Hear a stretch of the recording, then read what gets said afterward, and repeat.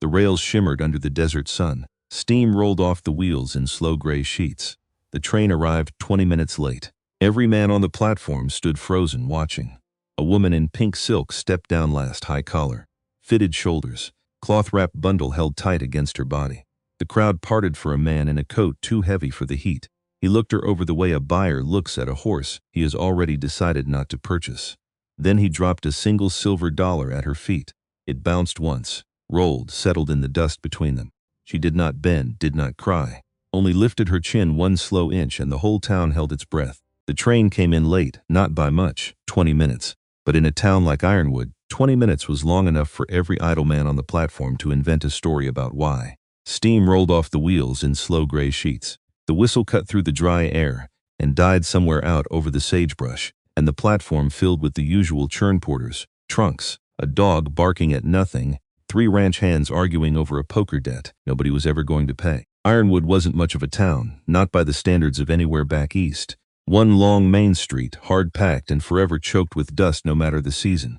A bank with pretensions above its station. A saloon that did more honest business than the church across from it, though the church would never have admitted as much. A general store, a livery, a scattering of houses that thinned out fast into open scrubland the moment you looked past the last building. It was a town built on stubbornness more than opportunity. Built by people who'd come west chasing something and, upon arriving, had simply decided this dry, unglamorous stretch of Nevada would have to do. There was a kind of pride in that, if a person squinted at it right, and a kind of cruelty too, the particular cruelty of hard places, because towns built on stubbornness rarely had much patience left over for softness, in themselves or in each other. The heat that afternoon sat heavy and unmoving, the kind that made the air above the rails shimmer like something not quite solid, and every person on that platform had one hand shading their eyes and one eye on the train, the way small towns always turned out for the arrivals, hungry for anything that broke the monotony of another identical day. And then the crowd noticed her. She stepped down last, deliberate, careful with her feet, the way a person is careful when the ground itself feels foreign. Her dress was pink silk, high-collared, fitted close through the shoulders in a cut nobody in that town had ever seen on a living woman. It should have looked like a costume. It didn't. It looked like armor. She carried one bundle, cloth-wrapped, tied with a cord gone soft from handling. She held it against her body, the way a person holds something that had already survived one disaster and could not be trusted to survive a second. Spurt started before she'd even found her footing, because that's what platforms do. They watch, they judge, and they never once consider that the person standing there can feel every eye like a hand pressed flat against her back. Suwon did not look at the crowd. She kept her eyes forward, fixed on some point past the roofline, past the water tower, out where the heat made the land shimmer like something not quite solid. 22 years old, and every one of them had taught her the same lesson in a different accent. Keep your face still. Let them look. Do not give them the satisfaction of watching you break. Her mother's voice, somewhere far back in her mind, small and steady, the way it always was in the kitchen, timing 3 dishes at once without ever raising her tone. A house does not fall because the wind blows once. Except this wasn't wind, Suwon thought. This was a whole storm dressed up as a welcome. She breathed once, counted it, the way she'd counted her breaths on the ship, in the wagon before that, on every leg of a journey that had felt less like travel and more like being carried further and further from anything she could call familiar. 12 minutes. That was how long she stood there before the carriage came. Black lacquer. 2 matched bays. A driver in a coat far too heavy for the weather. Cornelius Whitfield did not hurry stepping down. Men who owned half a town rarely hurried for anything. And Suwon understood that much about him before he'd said a single word, understood it in the unhurried arrogance of his boots on the platform boards, in the way the crowd parted for him without being asked. He was 50, or close to it, thick through the middle in the way of a man who ate well and worked little, gold watch chain, boots too clean for a street this dusty. He crossed the platform and stopped 6 feet from her, looked her over the way a buyer looks over a horse he has already decided not to purchase. Top to bottom, unhurried, insulting in its patience. This is her? Not to her. To the clerk trailing behind him with a letter. The clerk checked his papers, nodded. Whitfield's mouth curled, not quite a smile, something meaner. She's smaller than the letter said. Suwon did not move, did not flinch, but something behind her eyes went very still, the way water goes still right before it freezes. Do not speak first, she told herself. Let him show the crowd exactly what he is before you show them anything at all, Mr. Whitfield. Her English came slow, careful, each word set down like a stone she'd tested for weight before trusting it to hold. I know who you are. He cut her off without raising his voice. He didn't need to. The whole platform had already gone quiet, leaning in hungry for whatever was about to happen. The question is what you brought. He gestured at the bundle in her arms. Let the gesture hang there. Let everyone see how small it was, how light. Where's the rest? There is no rest, she said, and there it was. The thing he'd wanted. The thing he'd come all this way, in his fine coat, on a hot afternoon, specifically to hear said out loud in front of witnesses. He turned to the crowd, raised his voice now, pitched it to Carrie. You hear that? No dowry, no gold. Her family wrote me a fine letter about a fine bride, and what arrives is his eyes dragged over the silk like it personally offended him, a girl in a costume with an empty bag. Laughter, but enough. A ripple through the men near the freight cars. Something hot rose in Suwon's chest. Not tears, never tears, not here, not for him. Something closer to fury, banked low and controlled. The way her father had banked the coals in the restaurant ovens each night, so they'd still be burning come morning. Let him laugh. Let all of them laugh. A man who cannot recognize what he's holding does not deserve to keep it. Her chin lifted a fraction of an inch. That was all. That was the entire war she fought right there on the platform, inch of chin refusing to drop. Whitfield reached into his coat, drew out a single silver dollar, held it up between two fingers so the sun caught it, so everyone could see exactly how generous he was being. He dropped it at her feet. It bounced once on the boards, rolled, settled in the dust between them like a small, bright accusation. For your trouble, he said. Find your own way back to wherever this was supposed to come from. He didn't wait for a response. Didn't want one. He turned on his clean boots and walked back toward the carriage, already speaking to his clerk about some other matter entirely. Already 3 conversations away from the woman he'd just gutted in front of half the town. The carriage pulled off, and Suwon stood there, alone. The crowd didn't disperse right away. Crowds never do. They lingered at the edge of a wound, curious whether it would bleed more. Do not fall, she told herself. You have come 11,000 miles. You will not fall in front of these people on a wooden platform in the dust. The station master was the one who finally moved. Drooping mustache, permanent scowl, a man who had spent 30 years being irritated by other people's problems. He approached with his thumb already jabbing toward the road. Can't stay here, miss, move along. She didn't answer, didn't fully understand every word maybe, or understood them perfectly and simply had nowhere they could send her to. Miss, louder now. You hearing me? Her eyes stayed fixed on that shimmering line where the desert met the sky, like she was waiting for it to open and swallow the last hour whole, which was when Ezra Colton, across the street, set down a feed sack and went very still. He hadn't meant to watch. He'd come to town for flour and rope and a new hinge for the barn door, nothing more, and he generally kept his eyes on his own business, the way a man keeps a fence mended out of habit, out of self-preservation. Town had a way of pulling a person into things they hadn't agreed to.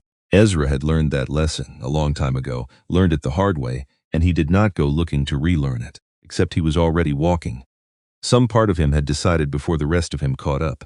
His boots were in the dust, the rope coil was dropping back into the wagon bed, and he hadn't consciously agreed to any of it. His mind was 3 steps behind his own feet, scrambling. Stop, this isn't yours to fix. Except it was already happening. Except his legs weren't listening. Except there was something about a public humiliation, timed and delivered for maximum effect, that curdled in his stomach worse than anything he'd seen in this town in 6 years. He told himself it was principle. Told himself men did ugly things in private all the time, and Ezra had learned not to lose sleep over what he couldn't fix. But this wasn't private. This had an audience. This had been built for one. He stopped beside her. The station master looked up, surprised, already annoyed.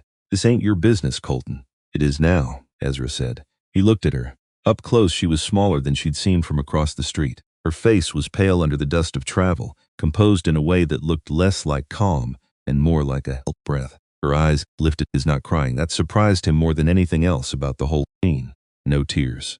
Just a deep, exhausted stillness, like the surface of a well too far down to see the bottom of. He didn't know her language. Guessed correctly that she knew precious little of his.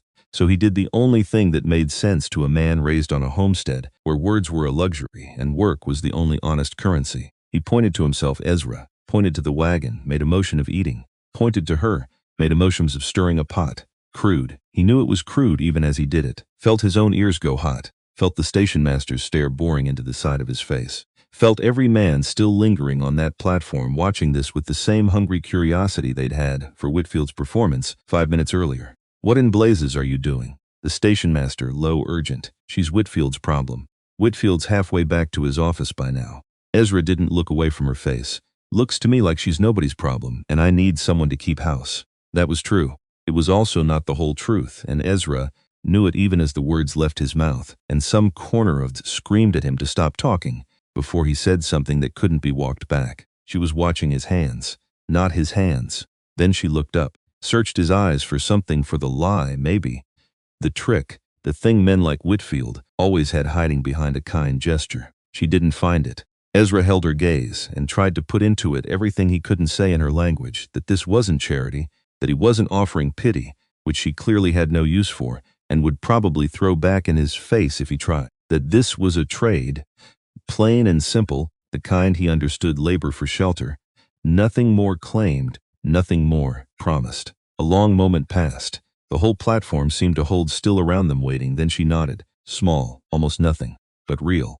Ezra bent down, picked the silver dollar out of the dust where it had been catching the sun like a small mocking eye, pressed it into the station master's palm. For her ticket, he said. Which made no sense. She had no ticket, no return journey. Nowhere on God's earth that dollar was actually paying for. But it wasn't about the dollar. It was about closing the ledger, about taking that coin, that little bright monument, to her shame and putting it somewhere it couldn't sit in the dust and be looked at anymore. He picked up her bundle, turned toward the wagon, didn't look back to check if she was following, just trusted it. And a few seconds later he heard it, the soft whisper of silk, the light fall of cloth-soled shoes in the dust behind him, and something in his chest loosened just slightly, though he couldn't have said why, and didn't try to. Behind them the whispers followed. They always did. Small towns had long memories and longer tongues, and Ezra Colton had just given both of them a great deal to work with. He didn't care, or told himself he didn't, which he was starting to suspect might not be the same thing at all. Cornelius Whitfield's office sat above the bank, 2 rooms with a good view of the street below, and he stood at the window through the whole business, watching, a glass of something amber already in his hand, though it wasn't yet noon. Well, he said, not to himself exactly, to the clerk hovering near the desk with his ledger still open. Someone stepped forward. Yes, sir. Who? The clerk checked his notes, though he didn't need to. He'd seen it same as Whitfield had. Colton. Ezra. Colton. Whitfield's glass paused halfway to his mouth.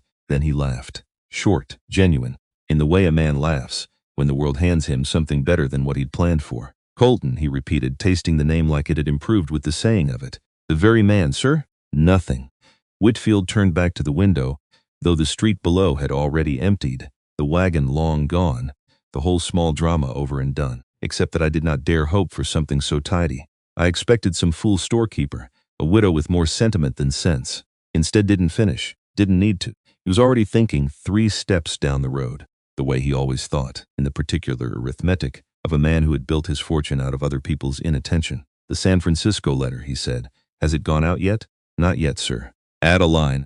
Whitfield set the glass down, unfinished, and moved to the desk himself, already reaching for pen and paper, before the clerk could offer either. Tell our friend the holdout has taken an interest in a foreign woman. Unmarried household, no family to speak for her. Tell him standing in this town is a fragile thing, and fragile break easiest when a man has already handed you the hammer. Clerk wrote. Didn't ask questions. That was, after all, what Whitfield paid him for. He'll be a hero for a month.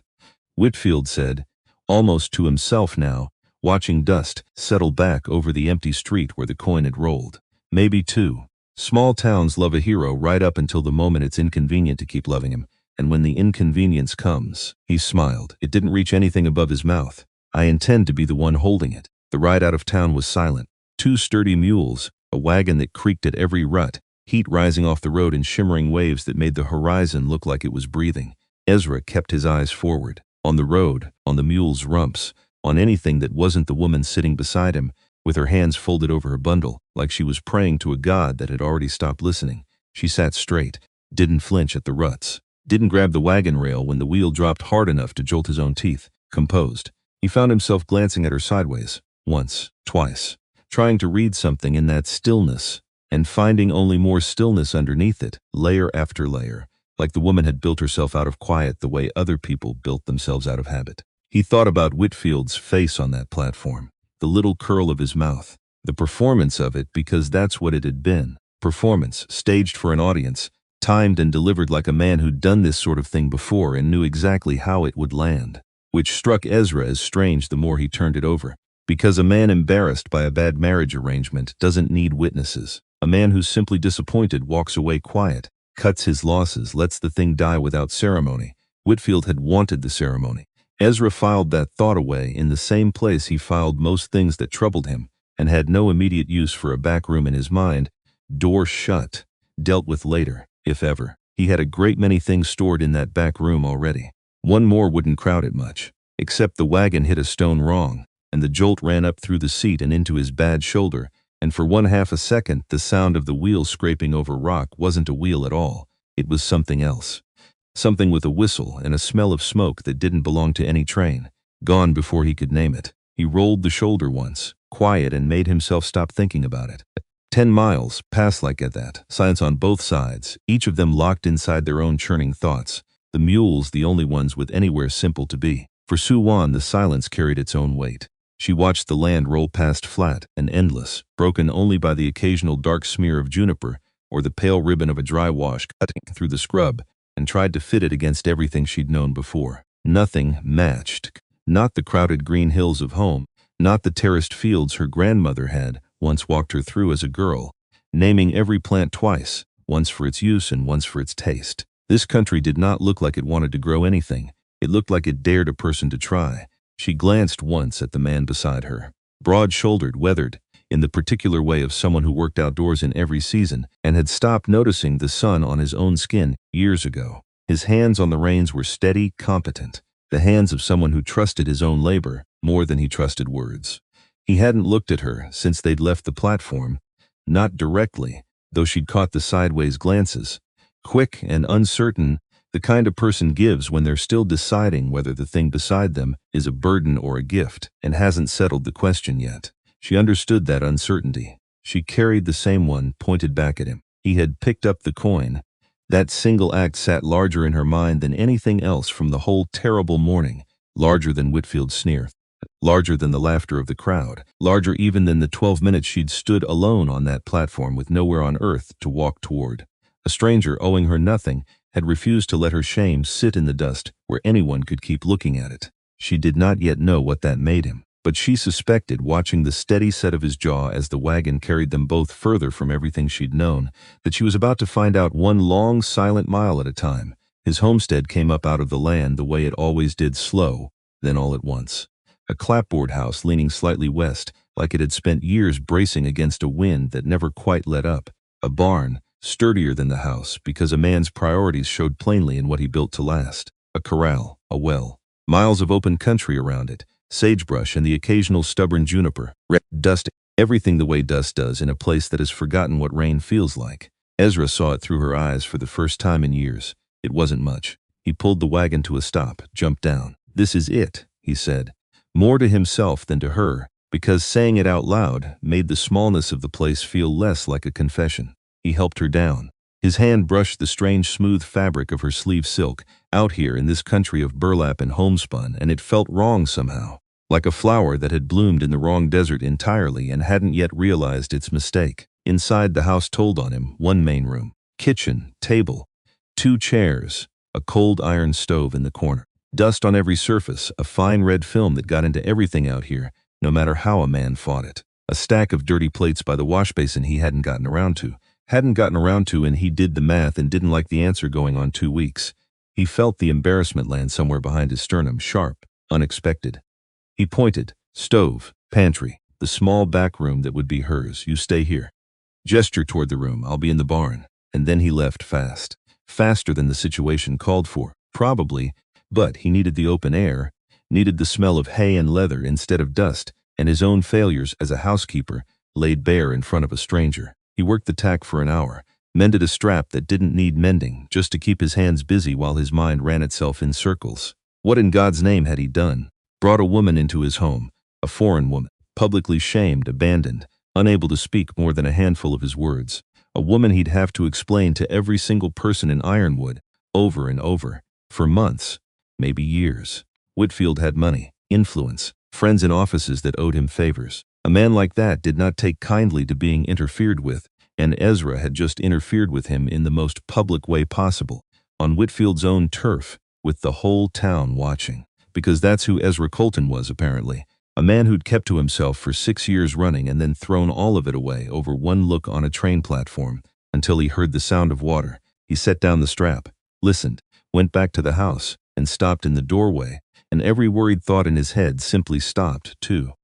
All at once, the way a held breath stops. A fire crackled in the stove. A pot of water was already heating. The dirty dishes gone. Washed, stacked, dried. The table wiped clean of 2 weeks of neglect. And she was there, sweeping the floor with a quiet, economical grace. Her movements so precise they looked rehearsed, though he understood a moment later that this wasn't rehearsal. This was simply who she was. The pink dress was gone. In its place, a dark plain tunic and trousers, something she must have folded impossibly small inside that one bundle. She looked smaller without the silk. She also looked somehow more solid, more real, like the pink dress had been a costume after all, not for her, but for the marriage she'd traveled across an ocean to enter. And now that it was off, what remained underneath was something sturdier. She glanced up as he came in. Her face gave away nothing, and then she went back to sweeping, unbothered, like his presence in the doorway of his own house was simply one more thing to be managed alongside the dust. Ezra stood there a long moment, felt absurdly like a stranger in his own home. He'd offered her work as a cook. That was the whole of it in his head when he'd made those crude gestures on the platform. A trade, labor for shelter, nothing complicated. Except she was already transforming the place, already remaking the air of it, and he had the distinct unsettling sense that he had underestimated exactly what he'd brought home with him. That evening he sat down to a meal that made him question every meal he'd eaten in the 6 years since his mother died. From salt pork gone half-hard in the crock, a handful of beans, flour, 3 withered onions he'd been meaning to throw out. She'd made something that didn't belong in that kitchen. Pork simmered soft with herbs he didn't recognize. Herbs she must have carried the whole way from wherever she'd come from, wrapped up in that bundle alongside whatever else she hadn't shown him yet. Beans gone rich and dark, nothing like the flat gray mush he usually choked down. A flatbread cooked right on the stovetop, still warm, torn instead of cut. They ate in silence. The only sounds were forks against tin and the fire settling in the stove. He watched her without meaning to. She ate deliberately. Posture straight, even at the table, even exhausted, even after a day that would have broken most people he knew. Her focus was entirely on the food in front of her, like eating itself was a small act of dignity she refused to rush. He thought about the platform, the coin in the dust, the way she hadn't cried, and he began to understand slowly that he hadn't rescued anyone. He'd hired a force of nature, and forces of nature did not need rescuing. They needed, at most, somewhere to land. That first night, alone in the small back room with its narrow bed and its one window facing east, Suwon did not sleep. She lay still, listened to a house that creaked in unfamiliar places, to wind moving through sagebrush instead of through the tiled courtyards she'd grown up beneath, to a silence so complete it had a weight to it, pressing down on her chest like a hand. 11,000 miles. She had counted them once, on the ship, from a number a sailor had mentioned in passing, and that she'd turned over and over afterward like a stone in her pocket because a number was easier to hold than the truth underneath it. 11,000 miles from the narrow street behind her father's restaurant, from the smell of star anise and hot oil that used to reach the upstairs windows every evening at the same hour, so reliable you could set a clock by it, from her mother's voice calling orders back through the kitchen door in that particular rhythm she never used anywhere else, quick and warm and utterly certain. Gone. All of it, except the pouches, except the small silk bundle sitting now on the floor beside this strange narrow bed, in this strange narrow room, in a country that had already shown her exactly how little it thought her worth. She thought of her father's hands, the way he'd wrapped each pouch himself, the night before she left, not saying much, because he was not a man who said much, even when there was a great deal to say. Pressed the bundle into her arms the way a man presses something he cannot bear to let go of and cannot bear to keep. This is what we are, he'd told her. Not gold, never gold. Whoever cannot see that is not worth grieving over. She hadn't believed him, not fully. Not on the ship, not on the long dust road from the coast, not standing on that platform with the crowd deciding, out loud, exactly how little she was worth. Until a man with quiet hands and no words in her language had looked at her like she was something worth deciding for himself. She did not know yet what to make of Ezra Colton, did not know if his kindness was a door or another kind of trap, dressed gentler than Whitfield's but a trap all the same, because she had learned the hard way on a boat and then a train and then a platform, that kindness from strangers rarely came without a price attached somewhere beneath it. But he had picked up the coin, had not left it in the dust for the whole town to keep looking at. That, at least, she understood without needing a single shared word for it. She turned onto her side, watched the narrow window slowly fill with a moonlight so much brighter out here than it had ever been at home, unobstructed by rooftops or lanterns or the close crowded architecture of a life that no longer existed. Somewhere outside, a coyote called, answered by another farther off. She did not sleep for a long time. But somewhere past midnight, exhaustion won what pride and grief could not, and the last thought she carried down into it was her father's voice, low and certain in the dark. Whoever cannot see that is not worth grieving over. She intended to make sure one day, in whatever small ways were left to her, that someone did. The next morning came apart in small awkward pieces, the way first mornings usually do. Ezra tried to show her the well pump, grabbed the handle, worked it twice to demonstrate, water gushing cold into the bucket. Simple enough, except she'd already found it, an hour before dawn apparently, already filled every vessel in the house, already started the garden bed behind the kitchen with a spade he didn't remember owning. You didn't need to, he started. She looked at him, waited. He didn't finish the sentence, didn't have the words for it in a way she'd understand, and didn't entirely have them in a way he understood either. Breakfast came with its own small comedy. He tried to help, reached for a pan the way he always did, one-handed, careless, and she caught his wrist before it touched the handle, quick, light, gone in a second, and pointed instead to the cloth folded beside the stove. Hot, she said. First full word she'd offered him unprompted since the platform. I know it's hot. I've used a stove before. She raised an eyebrow, just barely, the kind of look that needed no translation in any language on earth. He used the cloth. Small thing, should have meant nothing. It sat with him anyway, warm and strange. The rest of the morning, the first real exchange between them that hadn't been built out of gestures and guesswork. A woman correcting a grown man about his own stove, and something in Ezra's chest that hadn't moved in 6 years moving. He went back to the barn grinning like a fool, and didn't examine why. The days that followed found their own rhythm, the way days on a homestead always did, whether a man wanted them to or not. Ezra rose before dawn. Barn work, fence work, the endless small maintenance of a place that fought a man for every inch of order he tried to impose on it. When he came in for his midday meal, the house was clean. Something hot was waiting, and he'd started quietly, without admitting it to himself, looking forward to that walk from the barn to the door, more than he used to look forward to anything. In the evenings they ate together, still mostly silent, but the silence had begun to change shape, less like a wall, more like a room they were both learning to sit in comfortably. They started trading words. He'd point, table. She'd repeat it, testing the shape of it in her mouth, her accent soft and careful, and then she'd point to something of her own, a jar of dark red powder, a dried curl of orange peel, a small black seed she used exactly 2 of and never 3, and say a word in her language, low and musical, and wait for him to try it back. He was terrible at it, mangled every syllable he attempted. She never laughed at him out loud, but he caught, once or twice, the smallest flicker, at the corner of her mouth, gone before he could be sure he'd seen it. Say it again, he told her one evening, after butchering some 5-syllable word for ginger badly enough that even the mules outside seemed unimpressed. She said it again, slower. He tried again, failed again, differently this time. Close, she said, which was a lie, and they both knew it was a lie, and neither of them said so. He decided that flicker at the corner of her mouth was worth more than most conversations he'd had with grown men in this town in the last 6 years combined. He tried cooking exactly once. Once was enough for both of them. It started with good intentions, which he'd later decide were the most dangerous kind. She'd gone out to check the well line before dawn, and he'd thought foolishly. He'd admit later that he could manage breakfast on his own. Coffee, eggs, how complicated could eggs be? Complicated, as it turned out. She came back into a kitchen full of smoke, a pan of something charred beyond identification, and Ezra standing over it with the particular hunted expression of a man who has just discovered a skill he does not possess. She didn't say anything, at first, just looked at the pan, looked at him, looked back at the pan. It's eggs, he said, defensive. Before she'd asked. No, it was eggs. Was, she agreed, now is. She searched for the word, gave up, gestured instead at the blackened ruin with an expression that needed no translation at all. I was trying to help. Next time, she took the pan from with 2 fingers like it might still be dangerous. Help by not helping. It took him a full second to understand the joke.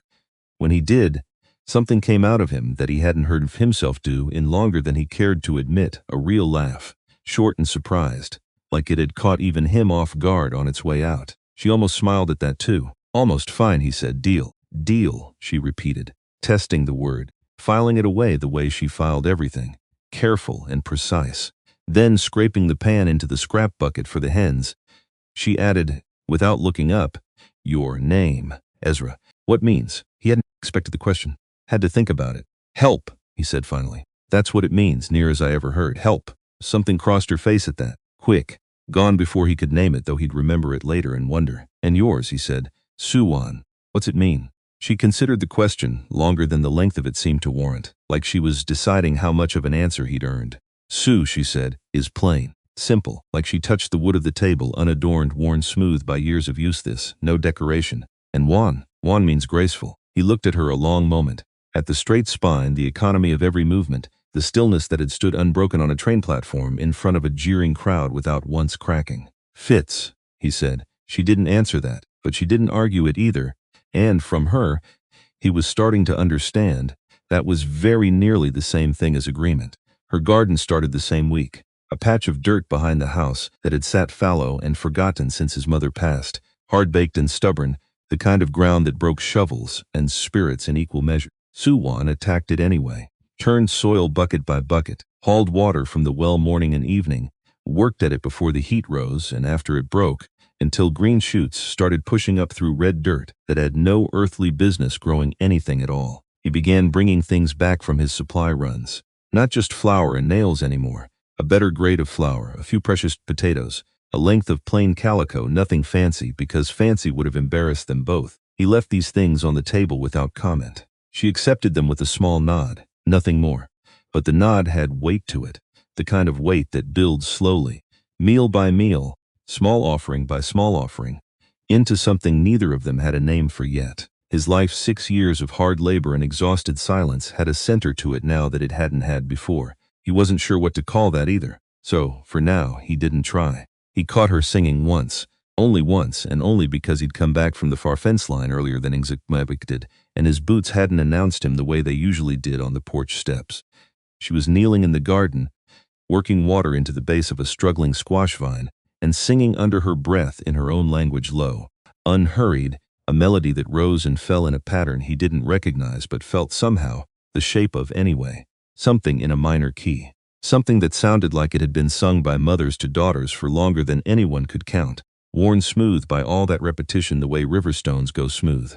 He stood at the corner of the house a long moment, not wanting to break it. When she finally sensed him there, some shift in the air, some old instinct, she stopped mid-note, straightened, and the private moment folded itself away behind her usual composure, so fast he almost doubted he'd seen it at all. "Don't stop on my account," he said. "Is nothing." Old song. Didn't sound like nothing. She didn't answer that. Went back to the watering, though he noticed, or thought he noticed, that her shoulders had eased somewhat, some small tension gone out of them that hadn't been there a minute before he'd spoken. He didn't ask what the song was about, didn't have the words to ask it properly, and suspected, even if he had, that some things lost too much in the crossing between one language and another to survive the asking. But he carried the sound of it with him back to the barn that afternoon, and found himself, absurdly, humming some clumsy approximation of the melody while he worked, badly, off-key, until one of the mules gave him a look that suggested even livestock had opinions about a man's singing voice. He decided he didn't care. Some things were worth doing badly, if the alternative was not doing them at all. The accident happened on a Thursday, which meant nothing, except that Ezra would remember afterward that it had been a Thursday, the way a person remembers small, useless details around the edges of something that mattered. He was working a fence post loose near the north corral when the mule spooked. Nothing dramatic. A rattler, probably, somewhere in the brush, gone before anyone saw it. But the mule reared, the post gave, and Ezra's forearm caught the splintered edge of the wood on the way down. A clean gash, deep enough to matter, not deep enough to panic over. He swore, wrapped it in his kerchief, kept working another 20 minutes before the bleeding through the cloth convinced him otherwise. Came in holding his arm against his side, trying to look like a man who wasn't in as much pain as he was, and failing because Suwan took one look at him from across the kitchen and was already moving before he'd gotten a single word out. "Sit," Not a question. First time she'd given him a plain order since she'd arrived, and something about flatness of it made him sit down at the table on it without arguing, which surprised him more than the cut did. She unwrapped the kerchief, studied the wound with a focus that had nothing squeamish in it, at all the same focus she brought to a pot of simmering pork, methodical, unhurried, entirely certain of what needed doing. She left, came back with 2 of her small silk pouches and a clean cloth and a bowl of water gone faintly cloudy with something she'd mixed into it. "This will hurt," she said. "I've had worse, I know." She said it simply, not unkindly, like a fact she'd already decided was true before he'd offered any proof of it. He wanted to ask what she meant. Didn't get the chance, because that was when the cloth touched the wound and every thought in his head narrowed down to the sharp, clean stink of it. He didn't make a sound. Old habit. A man learns, in certain places, not to make sounds when it hurts, because sound draws the wrong kind of attention, and some habits outlive the reasons a man built them for. She worked in silence, packed the wound, with something from one of the pouches dark, faintly bitter-smelling, unlike anything the town doctor kept in his cabinet, and wrapped it clean and tight, her hands quick and sure in a way that spoke of practice, of having done this before, many times, for people who mattered to her. "You've done this before," he said. "Not quite a question." She nodded. Didn't elaborate right away. Then, after a moment, like she'd decided, the sentence was worth the effort of building it. "My grandmother, healer before restaurant. Some things she'd teach me too." "Handy," he said, and meant it as something close to a joke, though it came out rougher than he intended. The corner of her mouth moved, almost a smile. Gone before he could be certain. That was when her fingers, finishing the last wrap of cloth, brushed higher up his forearm than the wound required and stilled. Ezra felt it the same instant she did, an old scar.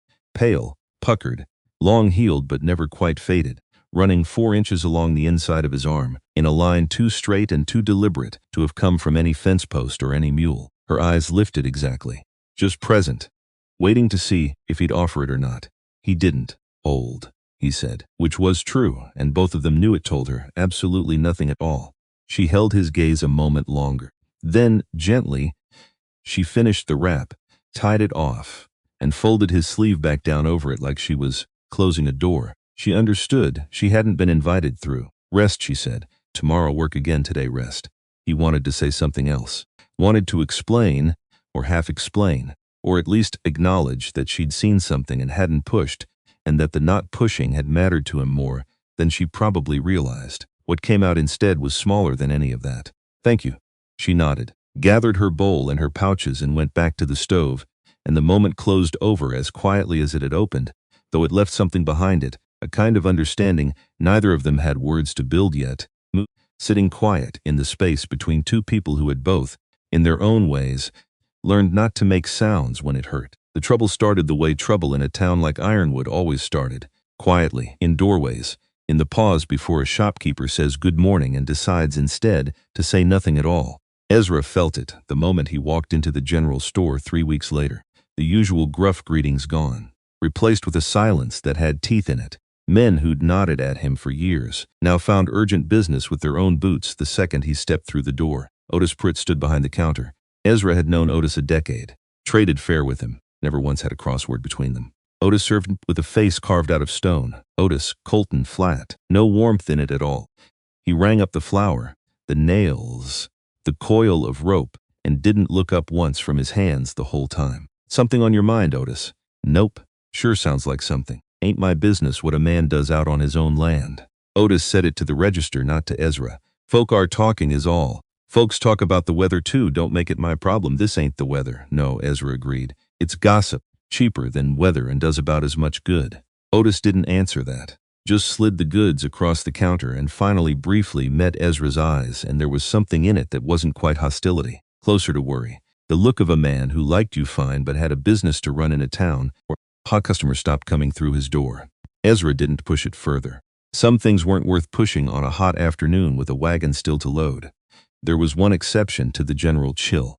Near the back of the store, a woman in a gray traveling coat, older, silver at the temples, sharp-eyed in the way of someone used to being underestimated and disliking it, had been standing at the shelf of dry goods a little too long for a woman who'd already filled her basket. She approached as Ezra was gathering his purchases. "Mr. Colton." Her voice carried the particular authority of a woman who had spent decades married to a man who mattered and had learned, somewhere along the way, that she mattered just as much and simply hadn't been asked yet. "Ma'am, I hear you've taken in the young woman from the platform."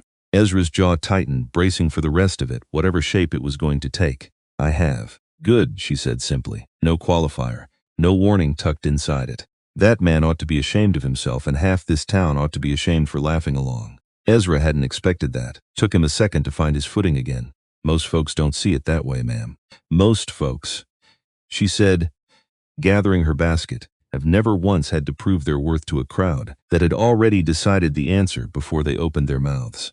A pause, something almost gentle in it. "I have. A long time ago in a different town over a different sort of judgment. It doesn't leave a person," she didn't explain further.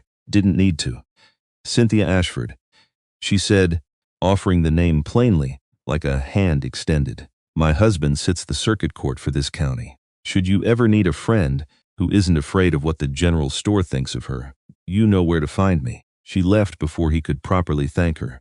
Out the door and into the sun, and Ezra stood there a moment holding his purchases, turning the exchange over the way a man turns over an unexpected coin found in an old coat pocket. He didn't know yet how much that name Ashford would come to matter. Didn't know it would be her husband's gavel. Months down the road, that Whitfield would need to answer to, or that the woman who'd just called him a friend without being asked would remember every word of this conversation when it counted most. For now it was just a name. A small kindness in a store gone cold around him. He carried it out the door like a coin worth more than its size. He stopped at the smithy on his way to the wagon, a loose shoe on one of the mules needing attention before the ride home. Garrity, the blacksmith, was a broad, quiet man who'd buried a wife some years back and never remarried, and who had, in Ezra's experience, always said less than most men in town and meant more of it when he finally did speak. Garrity worked the shoe without much conversation, same as always. It was only when he was tapping the last nail home that he spoke at all. "Heard about your house guest. Figured you would, my Margaret." Garrity didn't look up from the hoof his hands. "Came out from Ohio, 30 years back now. Whole town treated her like she'd tracked something dirty in on her boots, first winter or two.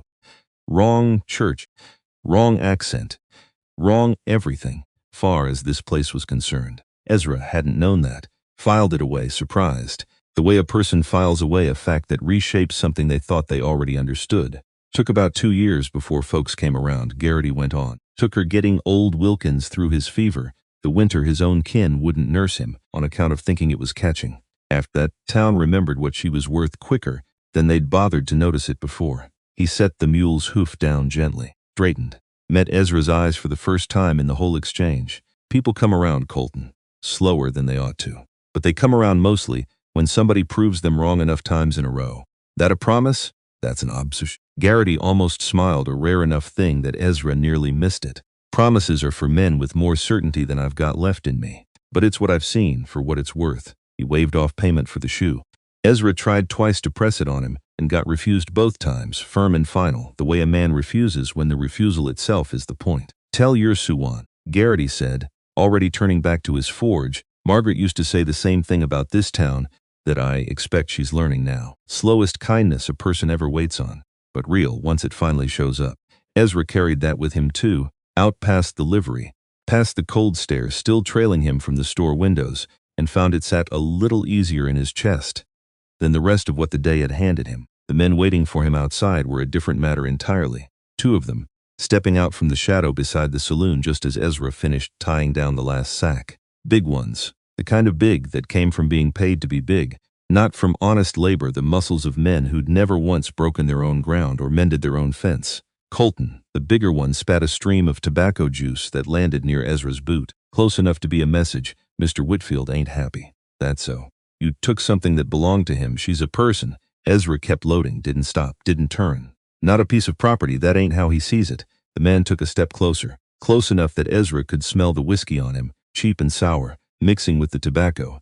"He wants her back, or he wants what she was supposed to bring him. Then he can come ask for it himself." "That ain't a good idea, farmer." Another step.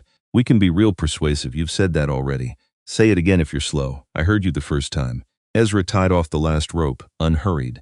Just wasn't impressed the first time either. The bigger man's jaw worked. He wasn't used to this, a man not flinching, not backing the half step that would have let him press the advantage. Ezra straightened, faced him fully, didn't tense, didn't reach for the shotgun riding under the wagon seat, a fact both men really knew and had chosen to ignore in favor of bluster. He just looked at the man, steady, the same look he used on a spooked horse, calm, absolute, entirely without fear, because fear was exactly what these two had come looking to find, and Ezra had decided somewhere on the drive into town that he wasn't going to give it to them. It unnerved the bigger one more than any threat could have. A long moment passed. Then the man grunted, backed off, pulling his partner with him by the sleeve. "This ain't over," he called, already walking away, already less convincing than he'd probably intended. Ezra watched them go, finished loading in silence. He was halfway to the wagon when a voice stopped Colton. He turned. An older rancher, Silas Doran, land bordering his own to the north, a man Ezra trusted about as far as he trusted most people, which was to say further than he trusted Whitfield, but not by a great deal more. "Doran, got a minute?" "Not really. But go on." Doran glanced around before he spoke, the particular glance of a man checking whether his words might cost him something if the wrong ears caught them. "Surveyor's been out past my east fence twice this month. Railroad men. Ain't said nothing official, but a man doesn't need it spelled out to read the shape of a thing. Rail line? Spur, most like. Connect out to the main trunk, cut through toward the water." Doran's eyes went somewhere distant, calculating. "Runs through my land some. Runs through yours a good deal more if I've got the lay of it right." Ezra felt something settle cold in his gut, the same feeling he'd get before a storm broke, that particular pressure in the air that told a man trouble was already on its way whether he'd noticed it yet or not. "Whitfield," he said. Not a question. Didn't say his name. Doran's mouth twisted, half a smile with no humor behind it. "Didn't have to. You selling? Offered me a fair price. Might take it, might not." Doran shrugged, the shrug of a man old enough to have stopped pretending certainty he didn't feel. "You, though. Man like Whitfield don't offer fair prices," was a man who's already told him no twice. "He finds another way." "Appreciate the word, Silas. Wasn't sure I should give it." Doran was already turning back toward his own wagon. "Wife heard about you and the girl from the platform. Said a man decent enough to do that deserved a fair warning, whatever else folks in town are saying about it." He paused. "For what it's worth, Colton, she ain't wrong." He left it there, climbed onto his wagon and rode off without waiting for a reply, and Ezra stood a moment in the settling dust, turning the new information over alongside the old threat still sitting sour in his stomach. A rail spur, water rights, a holdout landowner who'd twice said no, and a public humiliation staged on a train platform that had drawn exactly the kind of man Whitfield needed drawn out into the open. The pieces were all sitting there in front of him already. He simply didn't have the one piece yet that would lock them together. He drove the wagon out of town with a cold knot sitting low in his stomach that no amount of afternoon heat could burn off. He knew the man from the saloon shadows was right about one thing, at least. This was far from over. He found the letter on the road home. 3 days later, tangled in the sagebrush a half-mile past the turnoff blown, he guessed, from some careless hand, caught by the wind that ran the length of that valley most afternoons and scattered whatever it could find across the scrub. He almost didn't stop for it.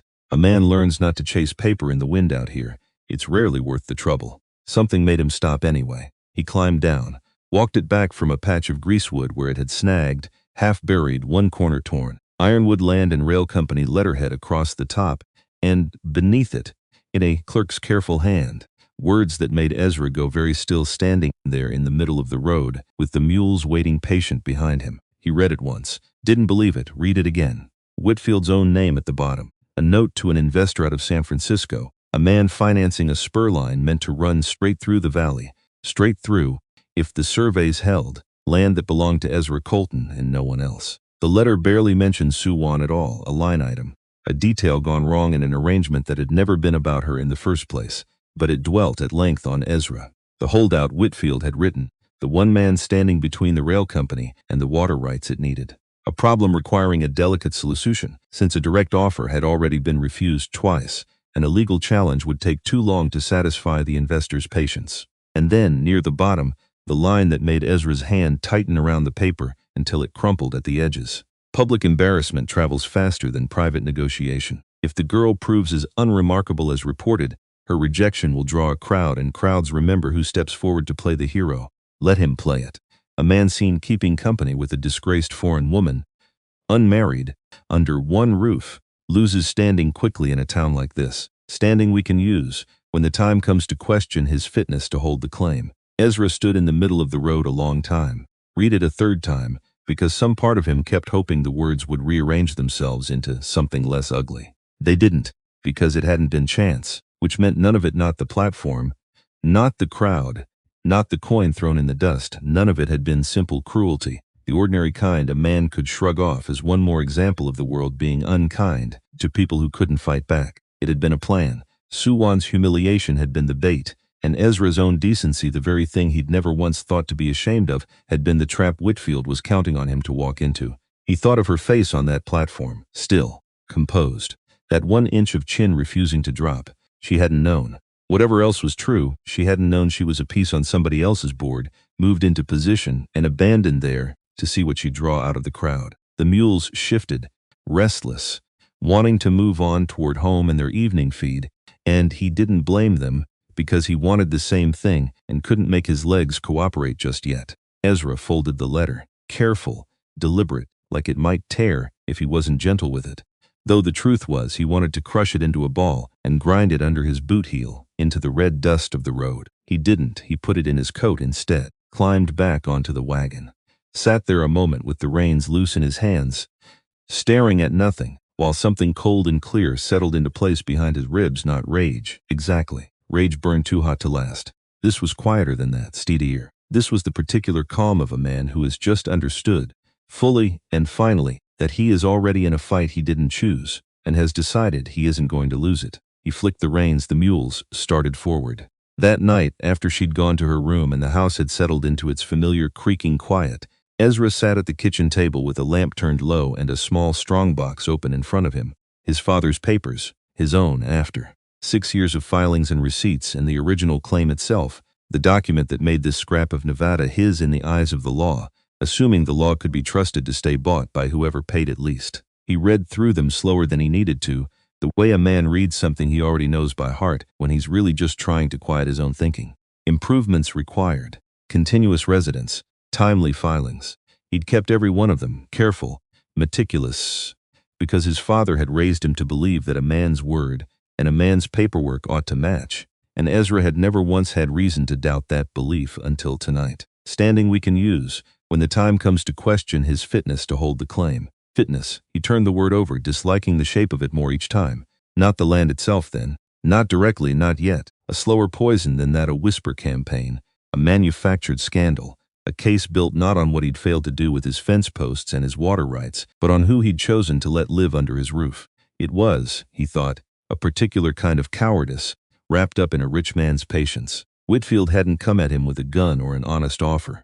He'd come at him sideways, through gossip and inference, and the slow rot of a town's good opinion, because sideways was cheaper and safer and, more often than not, worked just as well. Ezra closed the strongbox, sat a long moment in the lamplight, listening to the small sounds of the house settling around him, the particular quiet of a place that had, for 6 years, held only his own breathing, and now held two. He thought about the letter in his coat, about the fear that had crossed her face the one time he'd tried to speak of it. Whatever this fight turned out to be, he decided, he would not let it be the thing that put that fear back in her eyes a second time before it's absolutely had to. He blew out the lamp.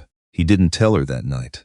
Didn't know how to, not in the handful of words they shared. Not with a letter that would need explaining word by careful word until the explaining ruined whatever fragile ease had grown up between them at that little table. He tried once, the second evening after he'd found it.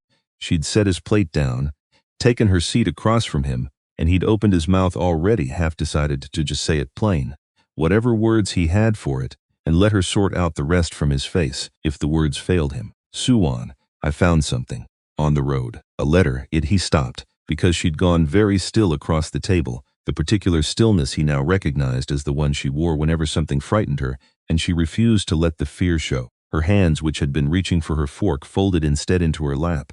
She thought, he realized with a sick lurch, that he was about to tell her to leave. That was the shape her stillness took. Not curiosity, not patience, bracing. It's nothing, he said, too fast, and hated himself a little for the lie even as he told it. Nothing that concerns you tonight. Her hands unfolded, slow, and she picked up her fork again, and the moment passed, and Ezra sat there furious with himself in a way he couldn't fully explain. Furious, that 6 words into an honest conversation, He'd watched fear cross her face, and hadn't been able to stomach being the reason for one more ounce of it. Not after everything Whitfield had already put there. So he kept it folded in his coat instead, carried it like a stone in his pocket for 3 more days, turning it over in his mind every evening while she cooked, and he pretended to mend things that didn't need mending, waiting for a night when the telling wouldn't land on her like one more blow in a life that had already taken enough of them, until a storm rolled through on the 4th evening, one of those sudden, violent Nevada thunderstorms that arrive out of a clear sky and are gone within the hour, leaving the whole world smelling of wet dust and creosote, the air scrubbed clean in a way it never was otherwise. He found her afterwards sitting on the porch step, watching the sky go from bruised purple to the first scattered stars. He brought out 2 mugs of chicory coffee, sat down beside her, left a careful, respectful distance between them, the kind of distance a man leaves when he isn't sure yet what's being built and doesn't want to build it wrong. They sat like that a long while, not talking, just 2 people watching the same sky. She'd been with him going on 2 months by then. The garden was thriving despite the hard ground. The house had stopped feeling like his and started feeling like theirs, though neither of them had said as much out loud. And still he knew almost nothing about her, nothing about the family that had sent her here, nothing about the reasons behind Whitfield's cruelty, beyond what the letter had shown him from one man's cold, calculating side of it. He found the courage to ask before he'd fully decided to. Whitfield. Her name for him barely fit in his mouth, ugly in the peaceful evening air. He made the only gesture he had for it, a hand pushing something away. Why? She was quiet a long time, long enough that he thought he'd crossed a line he shouldn't have crossed, that he'd have to sit there now with the silence he'd broken and no way to mend it. Then she spoke, her English slower than usual, but clearer than it had ever been. He wanted gold. She looked at the mug in her hands instead of at him. My family. No more gold. She set the coffee down, went inside without another word, and came back a minute later, carrying the cloth bundle he hadn't seen since the day she arrived, since he'd carried it off that platform himself and set it just inside her door, and never once thought to ask what was in it. She sat, untied the cord with careful fingers, folded the cloth back. Not jewelry, not coins. Small silk pouches embroidered, each one no bigger than his palm. She opened the first and tipped a little of a reddish powder into her hand, and the scent of it rose up, warm and strange, into the cooling air. She opened another. Dried leaves curled tight. A third. Tiny star-shaped pods he'd never once seen in his life.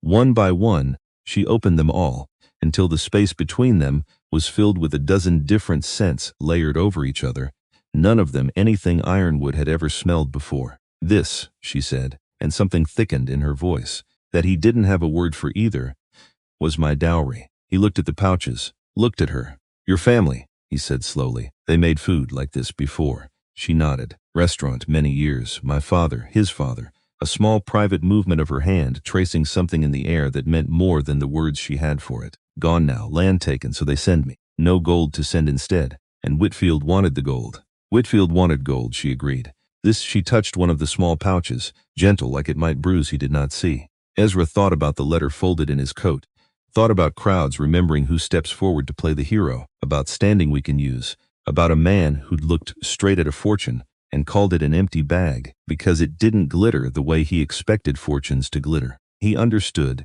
in one long, slow wave, exactly what Whitfield had thrown away on that platform, and exactly what kind of man threw it away on purpose, in public, because he'd never once possessed the eyes to see what he was looking at. He didn't say any of that yet. Some things needed more time before a man could say them out loud without ruining them, so he just sat there, coffee going cold in his hand, the last light dying over the ridge to the west. She began, slowly, to fold the pouches back into their cloth, careful, precise, the same reverence she brought to everything that mattered to her. And Ezra watched her hands work in the near dark and thought, not for the first time, that he had never in his life met anyone who did ordinary things with such extraordinary care. He called it an empty bag, Ezra said, quiet. In front of the whole town, I heard. He was wrong. I know, a small tired smile, there and gone. I have always known, is different thing, to be right and to be believed. You're believed here. The words surprised him, coming out of his own mouth, plainer and more certain than he'd meant them, and once said, he found he didn't want to take them back. She looked at him then, really looked, the way she hadn't quite let herself since the platform, since the coin in the dust, since a stranger's hands had made crude gestures about cooking and shelter, and asked nothing else of her in return. Something passed between them in that look. Neither one of them had a word for it yet, in either language, and neither one of them reached to close the small distance still sitting careful between them on the step. Not yet. But his hand had drifted, without his quite noticing, to rest on the worn wood between them close enough that her folding fingers brushed his knuckles once, retrieving the last pouch, and neither of them pulled away as fast as either of them might have a month before. A coyote called somewhere out past the corral, answered by another, farther off, the same sound she'd lain awake, listening to on her first night in this house, though she didn't tell him that, and he didn't ask. And somewhere behind his own ribs, in that back room, where he kept the things he didn't look at, a door he'd shut a long time ago creaked, just slightly, on its hinge. She noticed. He saw her notice a small shift in her stillness, a question rising behind her eyes that she didn't ask. Not yet. But it was there now, between them, the same way the letter was there in his coat pocket, folded small, waiting for its own evening to be spoken aloud. The same way a scar sat healed but unexplained beneath his sleeve, and a grandmother's teaching sat healed but unexplained beneath hers. Two people carrying their own back rooms into the same small house, and finding so far that neither one had forced the other's door. Two silences sitting side by side on a porch step under a sky full of storm-washed stars, both of them waiting to be broken. Autumn came to the valley the way it always did, quiet, without asking permission. One morning the light simply sat lower in the sky than it had the day before, and the sagebrush turned a shade grayer, and the air lost the worst of its bite by midday, instead of holding it clean through until dusk. Suwan's garden gave up its last stubborn harvest that same week. Squash, dried beans, a row of greens she'd coaxed out of ground that had no business growing anything at all. She laid it all out on the kitchen table one evening, counting, sorting, her hands quick and satisfied in a way Ezra had learned to recognize as pride, even though she never once used the word for it. Enough for winter? He asked. Enough. She considered the pile a moment longer, maybe enough to sell. Little bit. Sell to who? Town. She said it simply, like the answer required no more weight than that.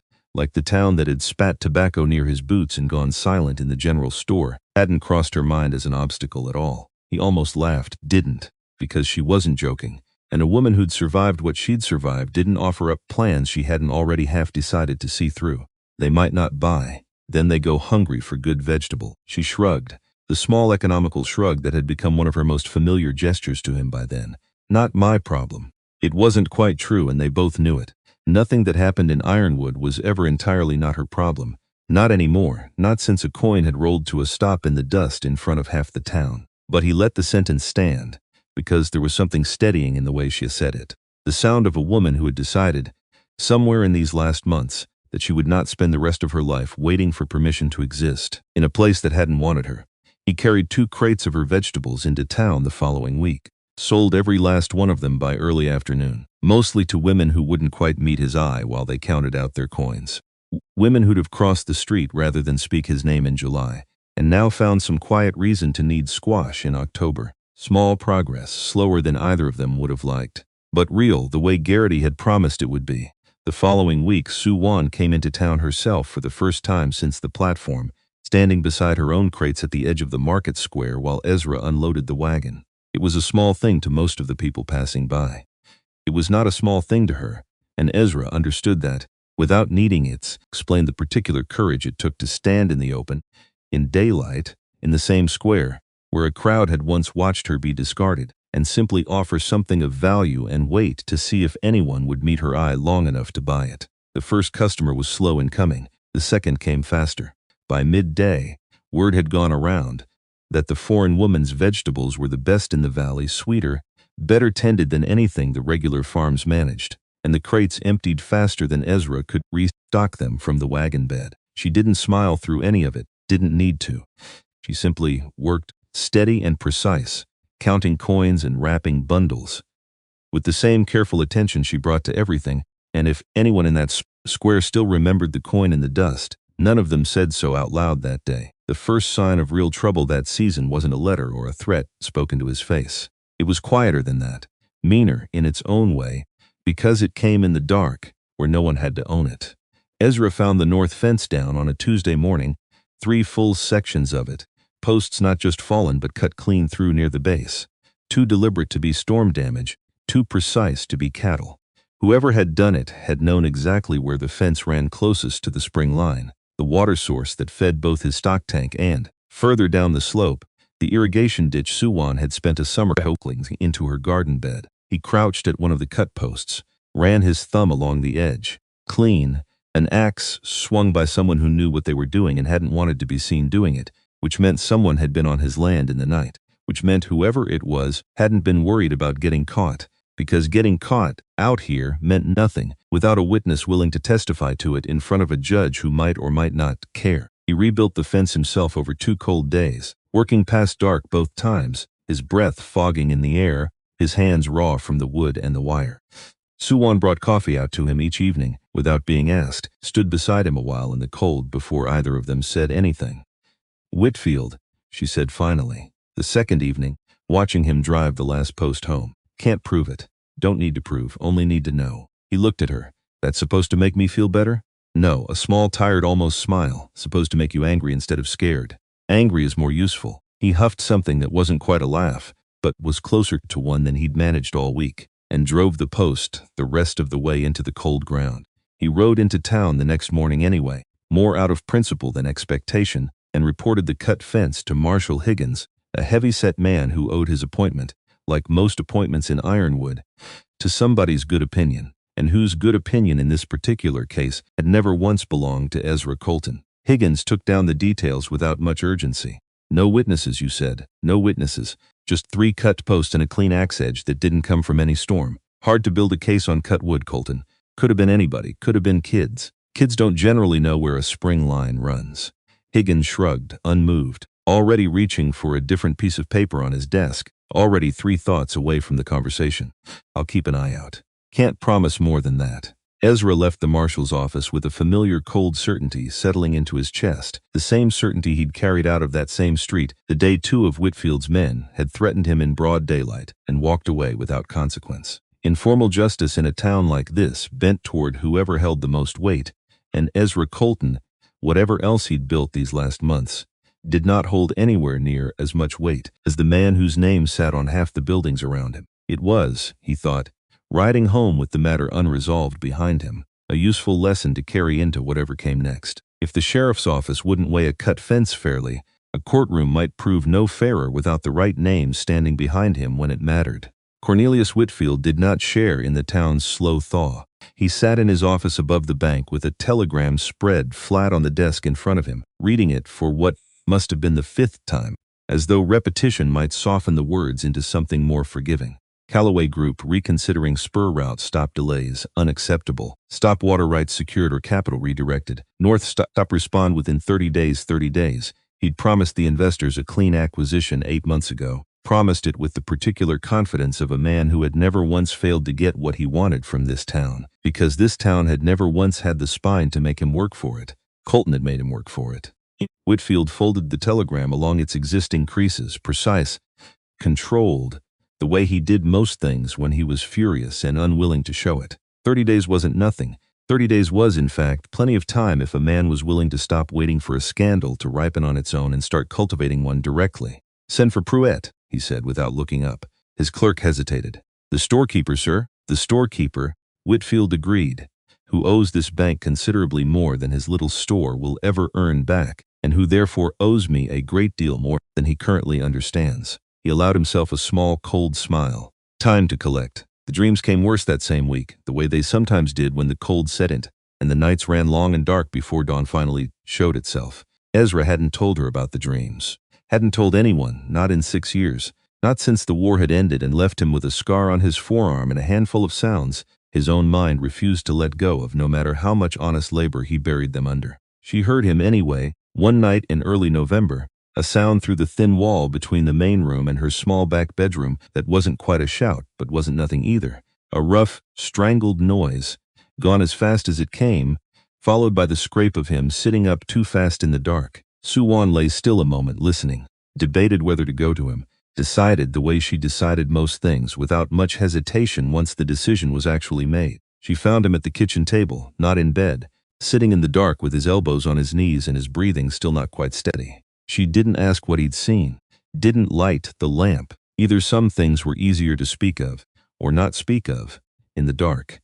She set a cup of water in front of him instead, sat down across the table, close enough that he could feel her there without needing to look up and prove it. Bad dream, she said. Something like that. War, he went very still.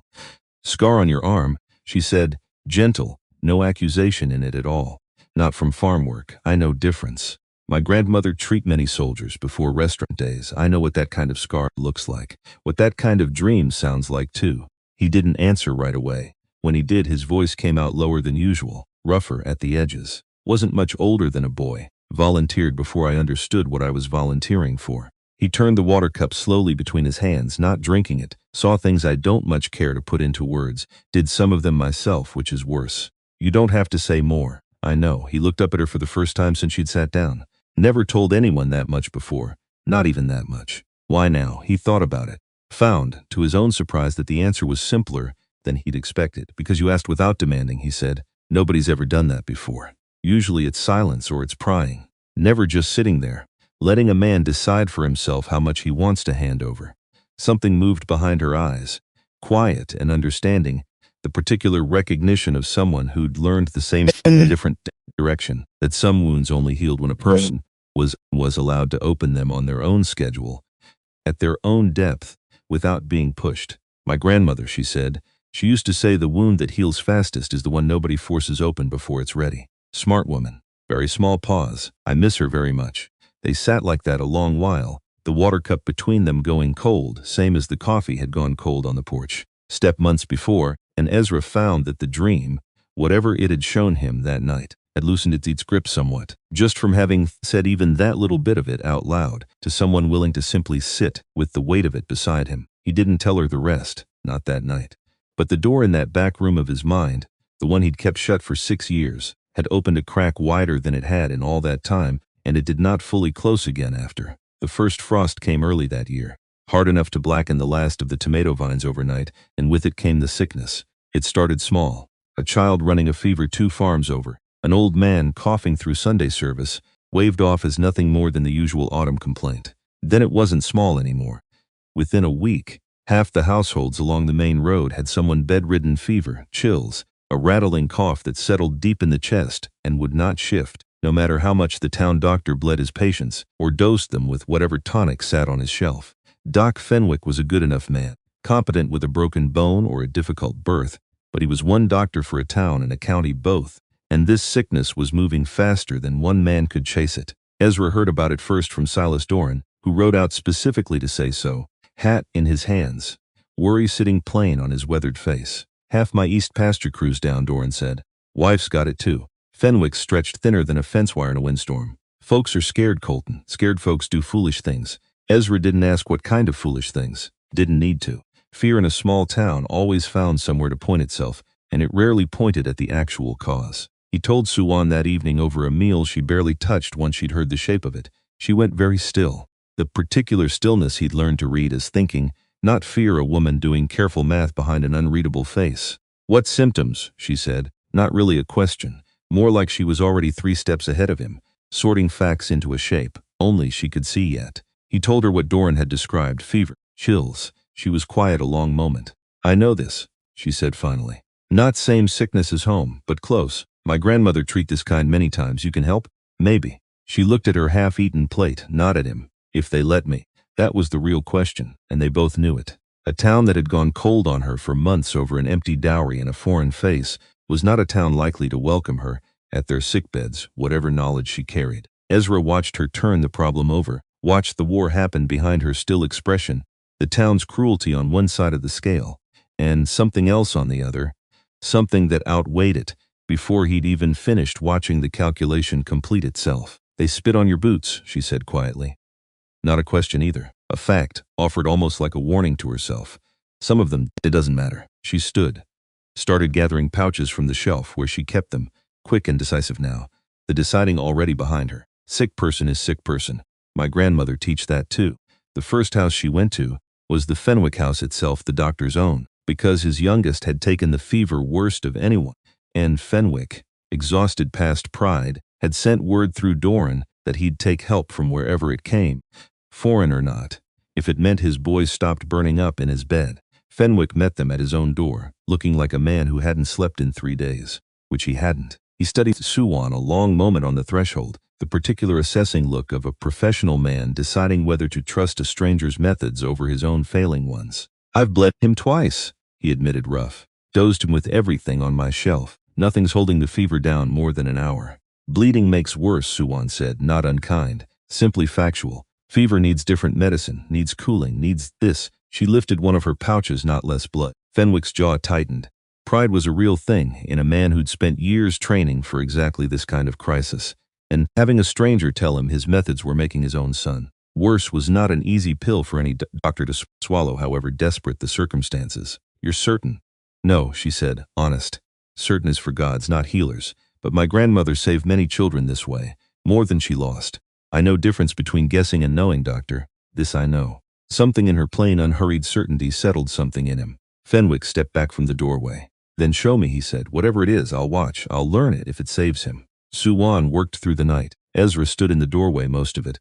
Useless in the way a man is useless around sickness he doesn't understand, fetching water and wood, and whatever else her quick instructions called for, watching her hands move with the same certainty she'd shown wrapping his own wound months before. By dawn, the boy's fever had broken. Fenwick sat in his own kitchen with his head in his hands, not from exhaustion this time, but from something closer to disbelief, watching his son sleep easy for the first time in 3 days. "What was it?" he asked. "What did you give him?" Suwan listed the herbs, slow, careful with her English, naming what she could and gesturing for what she couldn't. Fenwick wrote none of it down, just watched her, and watched his son breathing steady in the next room, and said nothing more for a long moment. "I've got 40 more houses like this one," he finally said. "Would you?" "Yes," she said before he'd finished asking. Not every door opened easy. The Miller's place sat at the far end of the valley road, a hard-scrabble family with 5 children and a father, Abel Miller, who'd been among the loudest voices laughing on that train platform back in July. Word reached Ezra that 2 of the Miller children had taken the fever bad, worse than most, and he drove out with Susan's been, him not knowing what kind of welcome they'd find. Abel Miller met them at the gate, didn't move from it. "Don't need help from you," he said. Rough, frightened underneath the roughness, though he'd never have admitted it. "Not from her. Your children are sick, Abel. My children'll manage. 2 of your children have had fever 4 days running," Ezra said quiet, letting the fact sit there, plain between them. Fenwick's own boy nearly didn't manage, and Fenwick's a doctor. "You want to wager your children manage better odds than that?" Miller's jaw worked, his eyes cut to Suwan, sitting still in the wagon seat, saying nothing, offering nothing, simply present and waiting, the same stillness she'd worn on the platform when this same man had laughed at her. Heard what she did for the others, Miller admitted, grudging, like the words cost him something physical to say. "Don't mean I trust it. Foreign medicine, foreign woman. She saved Otis Pruitt's whole household, saved Doc Fenwick's own son, so they say." "So I watched," Ezra said, "with my own eyes, which is more than you've bothered to do before deciding what you think you know." A long silence. Somewhere in the house behind him, a child coughed a thick, wet, rattling sound that seemed to decide the matter faster than any argument Ezra could have made. Miller's shoulders dropped. "Fine," he said, not looking at either of them. "Fine. But she doesn't," he searched for words that wouldn't sound as ugly as the thought behind them, "she doesn't touch nothing else in this house. Just the sickness. Then she goes." Suwan climbed down from the wagon without waiting for the rest of the negotiation to finish. Walked past Abel Miller like his conditions weighed nothing at all, because in the moment that mattered 2 children burning, with fever, in the next room they didn't. She worked through that afternoon and into the evening. Both children's fevers broke before midnight. Abel Miller didn't thank her when she finally packed up to leave. Couldn't quite make himself say the words. Pride and shame tangled too close together in his throat, but he carried her bag out to the wagon himself, without being asked, and held the door for her getting up onto the seat. And that, from a man who'd laughed at her humiliation 5 months before, was its own kind of confession. Suwan didn't say anything about it on the ride home. Just watched the dark fields pass, quiet, satisfied in the particular way she got, when a hard thing had been done right regardless of how it had been received. "He'll come around," Ezra said eventually. Maybe. She considered it. Or maybe just ashamed enough to stay quiet from now on. Either way. She shrugged. Small, tired children are not sick anymore. Rest matters less. Word moved through Ironwood faster than the sickness itself, which was saying something. Within days, Suwan was known by name in houses that had never once spoken to her directly. She went from farm to farm, sick bed to sick bed. Ezra driving the wagon and carrying what needed carrying, and the town's Frost thawed a degree at a time, the way Frost always does, not all at once, never gracefully, but undeniably, meal by meal, family by family, fever broken after fever broken. Mrs. Ashford's own household fell ill in the second week, and it was Suwan who sat through 2 nights at the older woman's bedside. The first night, Mrs. Ashford was too fevered to speak much sense at all, drifting in and out, her husband pacing the hallway outside, like a man who'd forgotten how to be useful in his own home. The second night, the fever broke enough for words. "You didn't have to come," Mrs. Ashford managed, weak but lucid, watching Suwan work a cool cloth over her forehead. "After everything. After how slow I was to speak up for you myself back in the summer. You spoke up," Suwan said, in store, when others said nothing, one kind word, hardly enough. "Enough that I remember it." Suwan wrung the cloth out again, unhurried. "Small kind, still kindness. Counts same as big one, I think." Mrs. Ashford was quiet a moment, studying her with the sharp, assessing eyes Ezra had come to recognize as the woman's particular way of taking true measure of a person. "My husband tells me a challenge is coming," she said eventually, "against Mr. Colton's claim. Sin hands didn't pause in their work. I know. When it comes to his courtroom, Suwan, and it will come to his courtroom, one way or another. My husband is a fair man. Fairer than this town deserves some days." A weak, tired smile. "But fair only matters if the truth is put in front of him plainly. Remember that when the time comes." Once well enough to sit up and take broth on her own, Mrs. Ashford gripped Suwan's hand hard enough to bruise and said, in a voice thick with more than illness, "I will not forget this. Whatever comes, I will not forget this." Suwan didn't fully understand every word, understood the grip well enough. Even Otis Pruitt's household did not escape the sickness his wife first, then Otis himself, laid low enough that his store sat shuttered 3 days running, a thing that hadn't happened in living memory. Ezra almost didn't go, stood at the end of the Pruitt lane a long moment, remembering the stone face across that counter, the cold Colton that had replaced years of easy greeting. Suwan didn't hesitate at all. "Sick person," she said, already climbing down from the wagon, "is sick person." Otis Pruitt lay pale and sweating in his own bed, worse off than most, his wife hovering pale and frightened in the doorway, and Suwan set to work, without a single word of reproach for the months of cold shoulders that had come before. She worked through the fever the same way she'd worked through every other patient, exact, unhurried, laying cool cloths and mixing tinctures and murmuring instructions to Otis's wife in careful English that left no room for confusion, because a frightened woman needed clear instructions more than she needed comfort, and comfort could come after. Otis surfaced from the worst of the fever somewhere near midnight, lucid enough to understand who was sitting at his bedside, and something in his face crumpled that had nothing to do with the illness at all. "Why," he managed hoarse, after how I treated you, both of you." Suwan didn't look up from the cloth she was wringing out. "You are sick," she said, simple, final. "That is only thing that matters tonight." Otis closed his eyes. Whatever was moving through him in that moment wasn't fever anymore, and Suwan let him sit with it in silence. It's the way she let most things sit until they were ready to be spoken. He didn't say anything else that night. But something had cracked open in him, wide and uncomfortable, and it would not close back up quietly. Not after this. Not after a woman he'd betrayed for a stranger's money had spent 3 nights keeping his fever from taking him. The sickness broke across the valley by the start of December, the way these things eventually did, worn down by cold weather and Fenwick's steady doctoring, and, more than either of those, by a woman the town had once thrown a silver dollar at in the dust. There was a gathering at the church the second Sunday after the last fever broke. Not planned as anything formal, just the natural pull of a community that had survived something together and needed somewhere to stand and say so out loud. Judge Ashford himself spoke, a tall, spare man with his wife's same sharp eyes, standing at the front of a room that had gone quieter than Ezra had ever heard it. 6 weeks ago, the judge said, this town nearly lost a season's worth of its people. I will not stand here and pretend we deserved the help that came, given how some of us treated the woman who gave it. He paused. Let that sit. I intend to correct that failing starting today, and I hope I am not alone in it. He wasn't.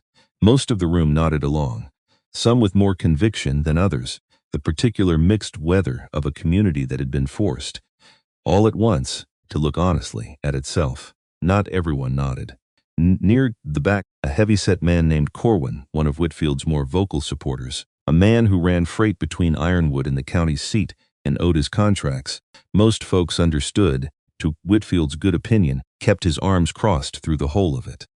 Convenient, Corwin muttered, loud enough for those nearby to hear, though not quite loud enough to be a direct challenge to the judge. Woman does a few kindnesses, and sudden everybody's forgotten she showed up here, with nothing to offer a husband but a bag of spices. A few heads turned. Nobody argued with him outright. But nobody agreed either.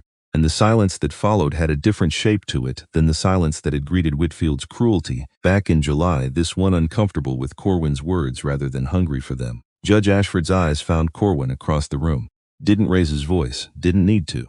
"Mr. Corwin," he said, even and unhurried, "your own wife took broth from that woman's hands not 3 weeks past. If memory serves, I trust you thanked her properly at the time."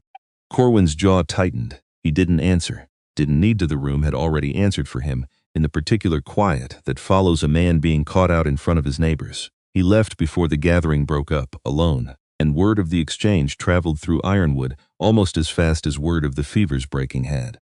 Ezra understood, watching it, that the town's change of heart wasn't universal, and wouldn't be complete for a long while yet, if ever entirely. Some doors had opened, others had only cracked, grudging, waiting for an excuse to shut again. He filed that away too, alongside the fence, and the letter, and Doran's warning, and everything else that told him this fight, whatever shape it finally took, was far from finished. Still, through the rest of that winter, doors that had stayed shut began mostly to open. Small things first: a nod on the street, an invitation to trade fair, a woman stopping Suwan outside the store, just to say thank you. Plain and unadorned, no longer needing an excuse to speak to her at all. Ezra watched it happen and felt something in his own chest ease that he hadn't fully realized had been clenched for months. He should have known better than to relax into it. Whitfield watched the towns thaw from his office window with a different kind of stillness entirely. The stillness of a man recalculating fast, because the weapon he'd been counting on had just turned itself inside out without his permission. A scandal required a villain the crowd could unite against. Instead, the crowd had found itself a hero, and heroes made poor scandals no matter how a man tried to frame them. He sent for Otis Pruitt again the week after the church gathering, and found the storekeeper changed in a way that irritated him more than he expected. Otis sat across the desk with his hat in his lap, not meeting Whitfield's eyes. "I need the ledgers from the Colton account," Whitfield said. "Every purchase this past year, every debt he's carrying with your store that he hasn't settled. He settles his accounts fair, Mr. Whitfield. Always has. I didn't ask for a character reference." Otis was quiet a long moment. When he spoke again, his voice had a different weight to it than it had in any of their previous meetings. "She saved my wife," he said. "Saved me too, near enough. Sat up 3 nights running for a man who'd been feeding you every word out of his house for months, and never once asked why I owed her nothing but got it anyway." Whitfield's expression didn't change. "Sentiment," he said, "is a poor substitute for a paid debt. Mr. Pruitt, your note with this bank is still due. Your ledgers are still mine to ask for." Otis flinched. Whitfield watched him flinch, satisfied, the way a man is satisfied watching a lever move exactly the direction he'd built it to move. But something had shifted underneath the leverage, and Whitfield, for all his calculation, hadn't yet accounted for it. A debtor who was ashamed of himself was still useful. A debtor who had started to hate the man holding his debt was a different kind of tool, altogether one that could, if handled carelessly, turn in a person's hand. Whitfield did not yet know he was handling it carelessly. He would. He went to the bank himself 2 days later, down one flight of stairs from his own office, which told a person plainly enough who actually ran the institution, regardless of whose name sat on the door. Griggs, the bank manager, was a nervous, careful man who had learned a long time ago that his own comfort depended on Whitfield's continued goodwill, and who greeted him now with the particular overeagerness of a man trying to head off displeasure before it arrived. "Mr. Whitfield, what can I?" Colton's note. Whitfield didn't sit, didn't need to. He preferred, in rooms like this, to make other men crane their necks up at him. "I want to see the terms." Griggs pulled the ledger without argument, slid it across the desk. Whitfield scanned it, quick, practiced, frowned. "He's current." "Yes, sir. Never once missed a payment, far as the record shows." "Unfortunate." Whitfield closed the ledger, thinking, what's the improvement clause say? The one about continuous residence and structural additions. Griggs checked. "Standard language, sir. Borrower required to maintain and improve the property in a manner consistent with—" "I know what it says, Griggs. I wrote half these notes myself, years back before you sat that chair." Whitfield's patience, Thin already, thinned further. What I'm asking is whether a technicality exists. Some clause a sharp lawyer could argue against him if the circumstances of his household changed enough to call his fitness into question. Griggs went very still, understanding, finally, the actual shape of the conversation he was having. There's language, he admitted, reluctant, about unmarried male claimants and household composition. Old language, meant to discourage meant for a different era, sir, if I'm honest. Rarely enforced. Rarely, Whitfield repeated, is not never. He left without another word, and Griggs sat alone in his office afterward, with the ledger still open, feeling, not for the first time, that his own signature on that door meant considerably less than the man who'd just walked out of it. It was Ezra who found Otis waiting outside the homestead gate on a gray December evening, hat in hand, looking like a man who'd spent the whole arguing with himself about whether to turn back. Colton. Otis didn't quite meet his eyes. Got something needs saying. Rather say it out here than in front of her, if that's all right. Ezra crossed his arms, waited. I've been talking to Whitfield. The words came out fast, like Otis needed momentum to get through them at all. Since before your Suwan ever set foot in my store. Told him what I saw, what I heard. Every wagon load of supplies you bought. Every trip into town. Every word folks said about the two of you when they thought I wasn't listening close. Why? Debt. Otis's jaw worked. Out the bank more than I could ever pay back, honest. Whitfield made it disappear long as I kept talking. Told myself it wasn't hurting anybody. Told myself a lot of things. Ezra felt something cold settle low in his gut, not quite surprise. Because some part of him had suspected as much since Doran's warning outside the smithy. But confirmed cruelty still landed different than suspected cruelty. Sharper somehow. More personal. And now? Now she sat up 3 nights saving my wife's life and never once brought up what I'd done. Otis's voice cracked, just slightly on the last word. I can't keep doing it, Colton. Whatever he's got planned next, and he's got something, I'd stake the store on it. I won't be the one handing it to him anymore. What's he planning? Don't know exactly. But he's been asking about your banknote, your improvements filings. Things a man asks about right before he goes after a land claim, not right before he makes a fair offer. Otis finally looked up, meeting Ezra's eyes for the first time since he'd arrived. Thought you ought to know it's coming. Figured I owed you that much, even if it's about 6 months too late to mean what it should. He turned to go. Stopped. For what it's worth, he said, not turning back around. I am sorry. For all of it, don't expect it fixes anything. But it's true. He walked back to his own wagon and rode off into the gathering dark, and Ezra stood at the gate a long while after, turning the warning over the way he'd turned Doran's warning over months before one more piece, locking into a shape he still couldn't see, whole, though he could feel, plain as the coming winter cold, that the shape of it was closing in. They kept Christmas quiet that year, the way Ezra had always kept it, alone. In years past, no particular ceremony to it, just a day set apart from the rest by mutual, unspoken agreement. Except this year wasn't quite like those other years. Suwan cooked something that belonged to neither of their traditions exactly. A compromised dish from whatever the pantry could offer in the dead of winter, and Ezra brought in a scraggly juniper branch from the yard and set it in a jar of water on the table because it was the closest thing to festive he knew how to manage. She looked at the branch a long moment, looked at him. This is decoration? Best I've got. It's not a tree, it's a branch. Very sad branch then. He laughed the real kind again, the kind that still surprised him a little every time it came out of him these days, and she allowed herself the smallest answering smile, the kind she rationed like she rationed everything, careful, deliberate, never given away cheap. After the meal, she brought out a small paper packet, carefully folded, and set it in front of him without ceremony. Inside was a spice blend one he didn't recognize. Dark and fragrant. For you, she said. My family recipe, not dowry anymore. Gift. He turned the packet over in his hands, understanding, without her needing to explain it, exactly what she'd just handed him, not the last of some inventory she was managing, but a piece of the thing Whitfield had once called worthless. Given freely, to a man who'd finally learned to see it for what it was. Thank you, he said. Meant it more than the 2 words could carry. He'd gotten her something too. Awkward about it. Unused to gift-giving in any formal sense, a small folding knife. Practical. Well-made. The kind of thing a person carried for a lifetime if they took care of it. For garden, he said. Cutting stems. Better than what you're using now. She turned it over in her hands the same careful way he'd turned over her spices. Testing the weight. The balance. Understanding the gift for what it was, not romance exactly. Not yet. But a kind of attention. A person noticing what another person needed before being asked. Good knife, she said. Good branch, he said back, nodding at the juniper, and she laughed this time, actually laughed. A real unguarded sound he hadn't heard from her before, bright and startled out of her, like it had caught even her by surprise. It was, Ezra thought later, one of the finest sounds he'd ever heard in his life.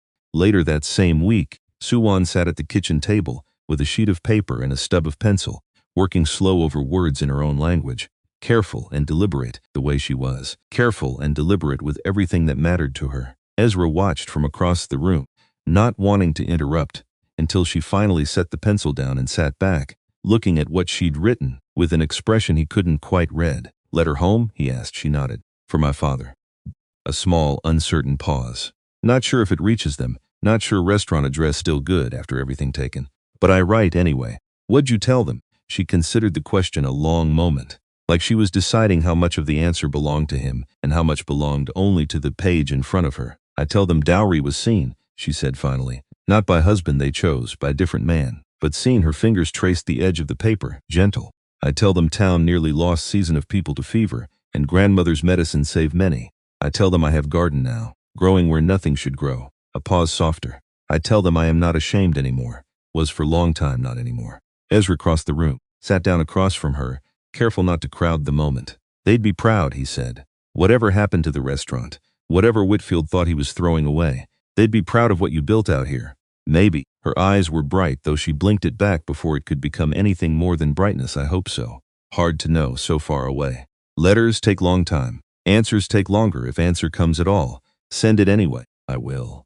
She folded the page carefully, the same careful folding she brought to her silk pouches, her garden rose, every fragile thing she'd carried this far and refused to let break. Some things worth sending, even without knowing if they arrive. My grandmother taught me that too, I think. Without meaning to. She set the folded letter on the shelf beside her spice pouches, where it would sit until the next postwriter came through, and Ezra understood, watching her do it, that he was witnessing something larger than a simple correspondence, a woman reclaiming, one careful sentence at a time, the dignity a stranger had once tried to strip from her in front of a whole town. He told Suwon everything that night.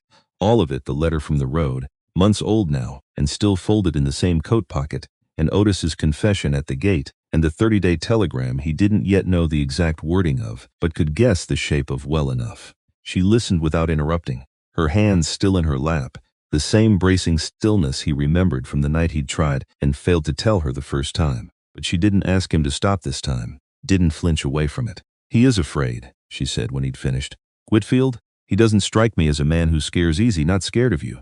She considered her words carefully. Scared of running out of time, different fear, more dangerous maybe. Man who has all the time, he is patient. Man who is running out, she made a small gesture, a fist closing slowly, he is not patient anymore. Ezra thought about the telegram he'd only heard secondhand through Otis's guesses. 30 days, if Otis's read on it, was close to right. A deadline that had nothing to do with Ezra Colton at all and everything to do with money, sitting somewhere in San Francisco, waiting on a decision Whitfield needed to force before his own investors lost patience and walked. So, he'll come at us harder, Ezra said.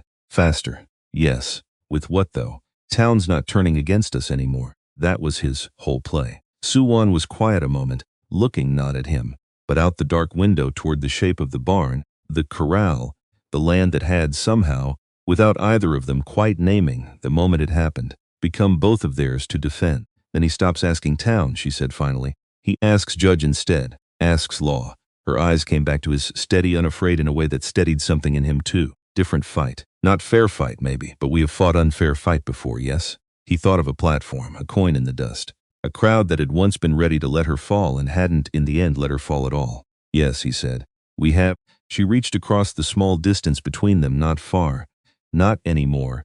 Not the careful, respectful gap of a first evening on the porch steps, and her hand found his on the table, steady, certain, the same hands that had wrapped his wound and broken 40 fevers and, 6 months ago, arrived in this country carrying nothing anyone had thought worth calling a fortune. He turned his hand over beneath hers, laced their fingers together, slow, deliberate, giving her every chance to pull back if this was more than she'd meant to offer. She didn't pull back Suwon. Her name still didn't sit easy in his mouth, not entirely, but it sat closer to right than it ever had before. Whatever he sends, whatever shape it comes in, I'm not letting him take this from us. Not the land, not you. Not any of it. I know, she said, simply. And then, quieter, something almost shy creeping into a voice that rarely allowed itself to sound anything but certain. Us. You said us. You mean it? Or just words for tonight because storm outside and fear makes people say things. I mean it. He held her eyes, steady, the same look he'd once used to calm a spooked horse, though there was nothing calculated about it now, nothing but plain honest fact. Meant it longer than I've let myself say out loud, if I'm being truthful. Something in her face opened, just slightly, the particular unguarded softness he'd only glimpsed in pieces before, over a laugh at a sad juniper branch, over a song sung low in a garden, over a hand that had once caught his wrist to save him from a hot pan and had never quite let go of the distance. Neither of them closed the last small distance between them that night. Some things they'd both learned, kept better when they weren't rushed.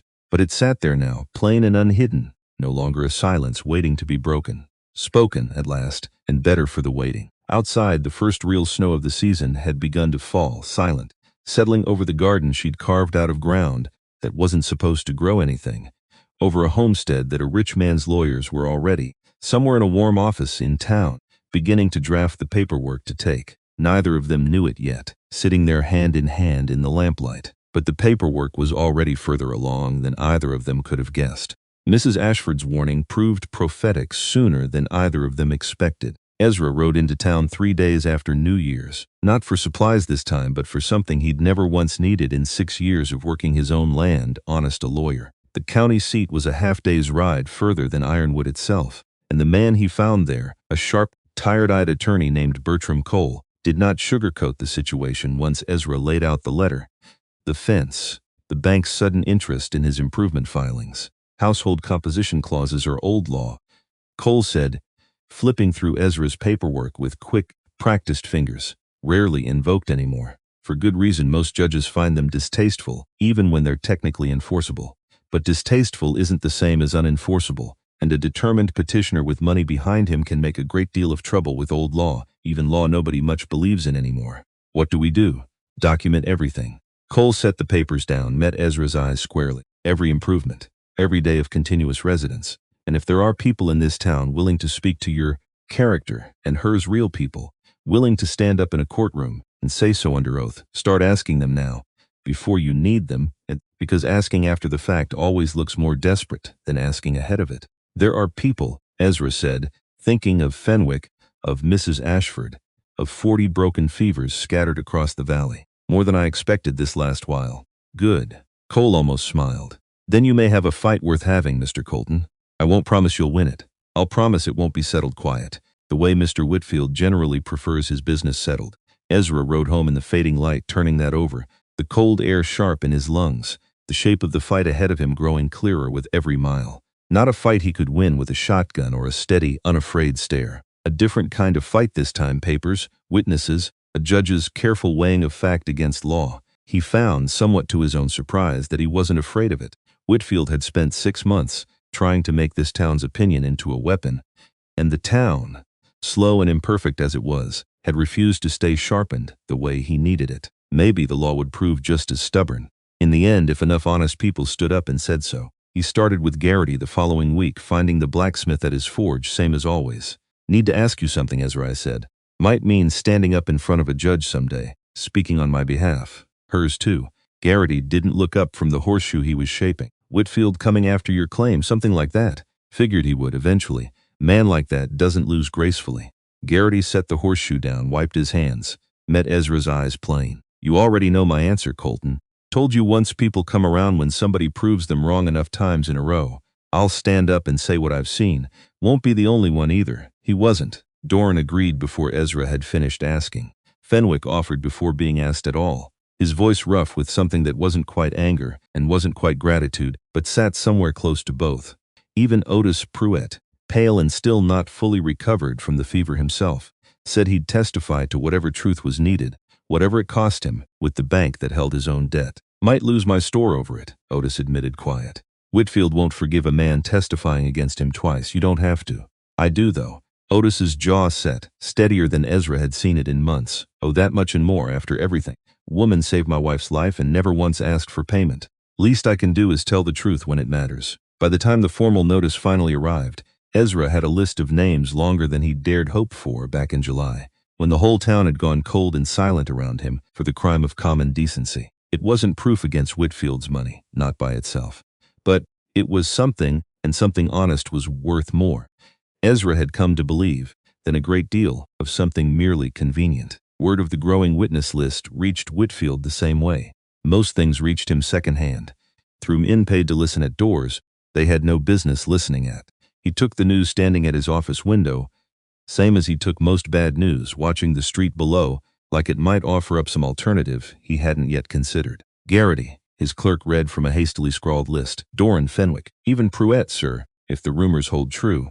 Pruett. Whitfield's voice went flat. After everything I forgave him's the fever changed his thinking, sir, along with most everyone else's, from what I hear. Whitfield said nothing for a long moment. The town's opinion, the very weapon he'd spent 8 months sharpening, had turned itself entirely around while he'd been distracted, chasing smaller advantages, a cut fence, a frightened debtor, a bank manager's quiet cooperation. All of it suddenly worth considerably less than he'd calculated, against a woman who'd apparently spent the winter making herself impossible to hate.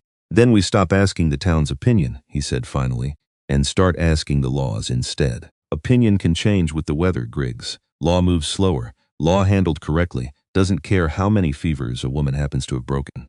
The household composition clause, sir? File it, Whitfield said.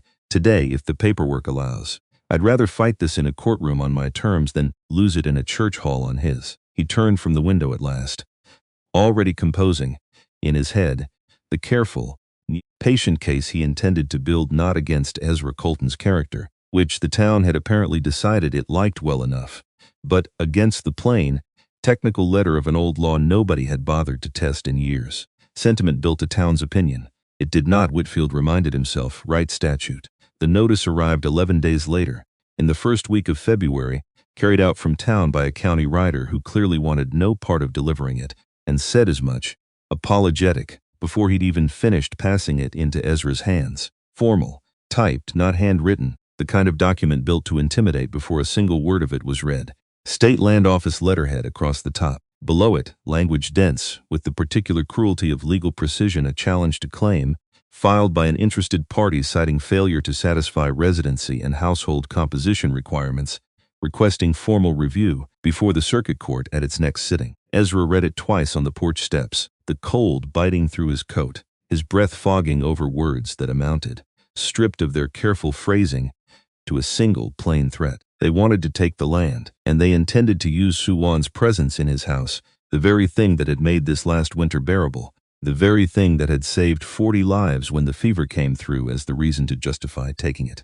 He heard the door open behind him, felt her come to stand at his shoulder, silent, reading over his arm before he'd found the words to explain.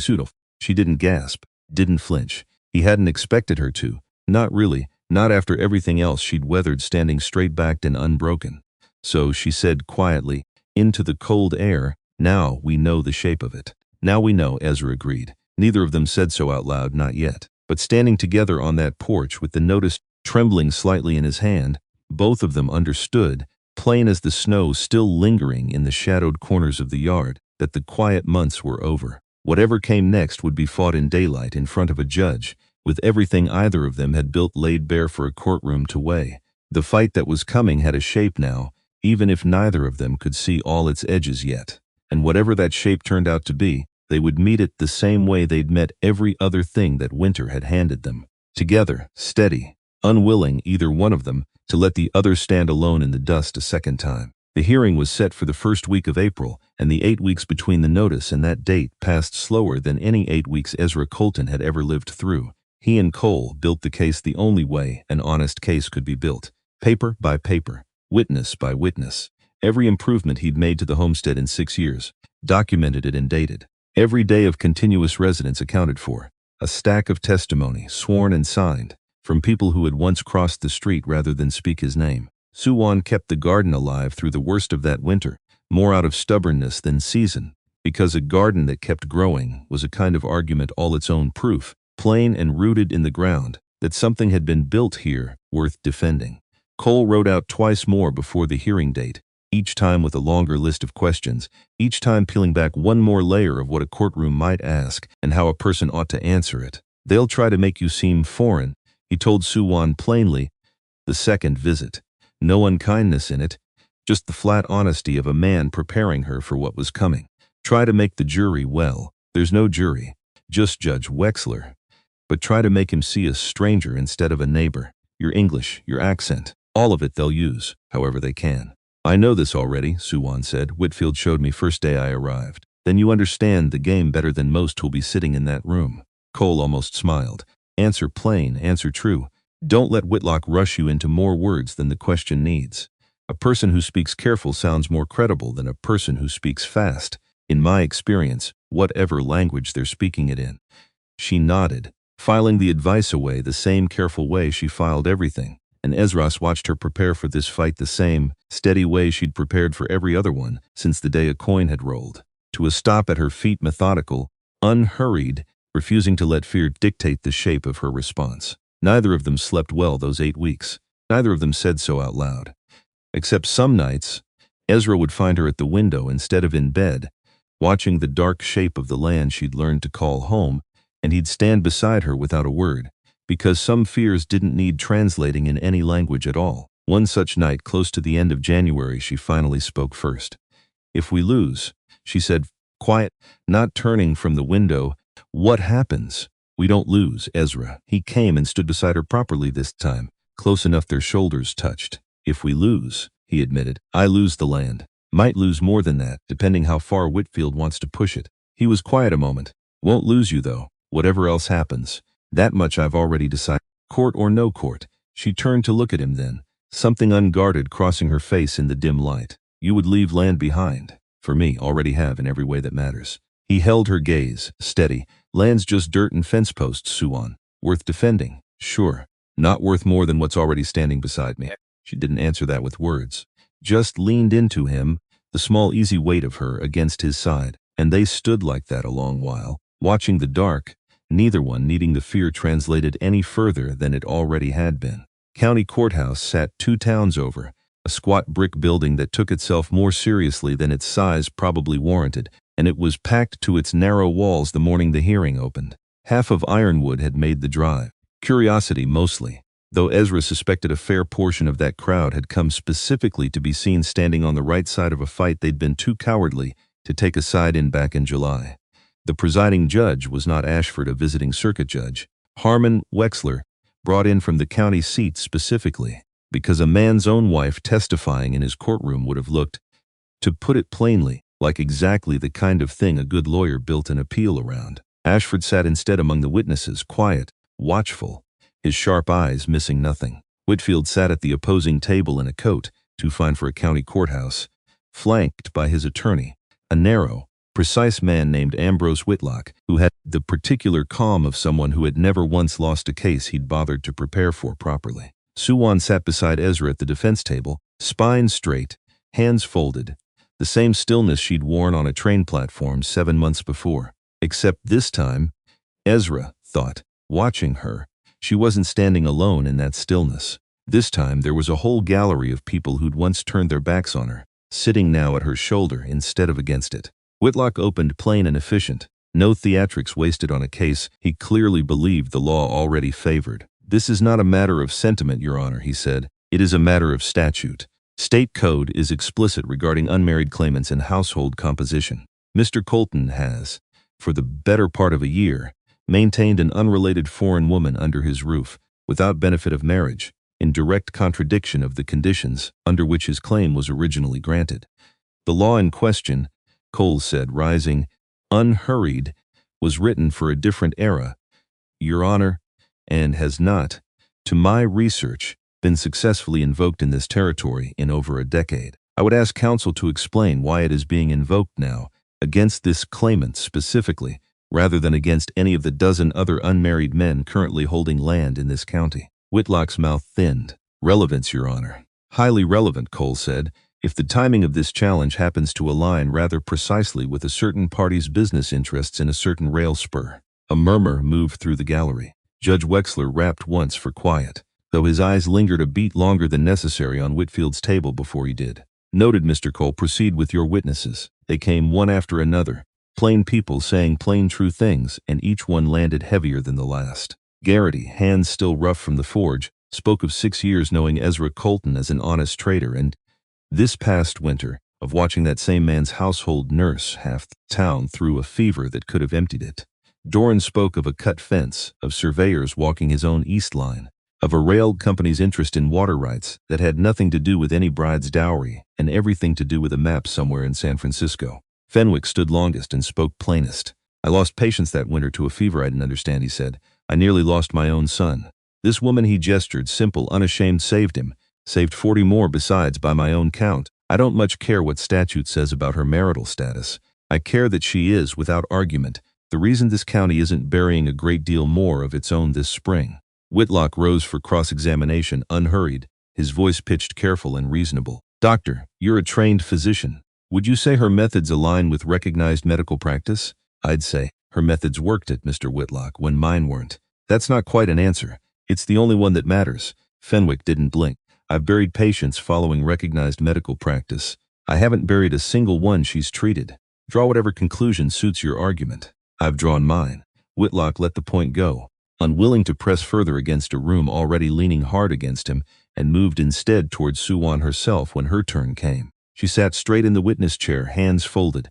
The same composure that had once stood unbroken on a train platform now turned toward a different kind of crowd entirely. You are not a licensed physician, Whitlock said. Correct? Correct. Yet you administered treatments to dozens of residents of this county. I did. On what authority? Suwan considered the question a moment, unhurried, exactly as Cole had counseled her. On authority of grandmother, she said, who healed many, over many years, before I was born. And on authority of results, Mr. Whitlock. Fort Fevers 40 broke in a small pause. You may question training, cannot question count. A ripple of quiet approval moved through the gallery, quickly stilled by Judge Wexler's glance. Whitlock, sensing the room turning further against him with every question, changed course. Your marriage arrangement with Mr. Whitfield, he said instead. You came to this territory expecting to become his wife. I came expecting many things, Suwan said, was disappointed in most of them, before Mr. Colton. And now you claim residence in an unmarried man's household as though it were unremarkable. Nothing about last 8 months, she said, steady, has been unremarkable. Mr. Whitlock was humiliated in front of whole town, was taken in by a stranger asking nothing but honest work, nursed town through fever that nearly took its doctor's own son, watched neighbors who once spit near my feet stand today and speak for me instead.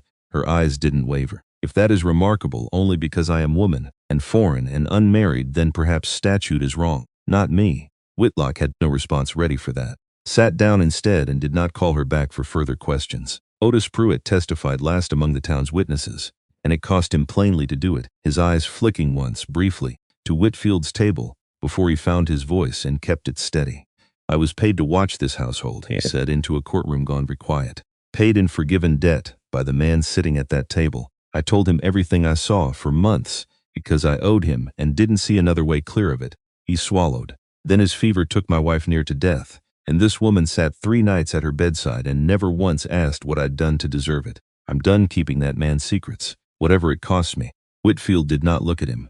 Whitlock's pen, Ezra noticed, had gone very still against his legal pad. Mrs. Ashford spoke last and briefest and hit hardest of all. I have lived in this territory 30 years, she said, and I have rarely seen a man's decency measured so plainly against another man's greed as it has been measured in this county these past 8 months. I know which side of that measure I stand on.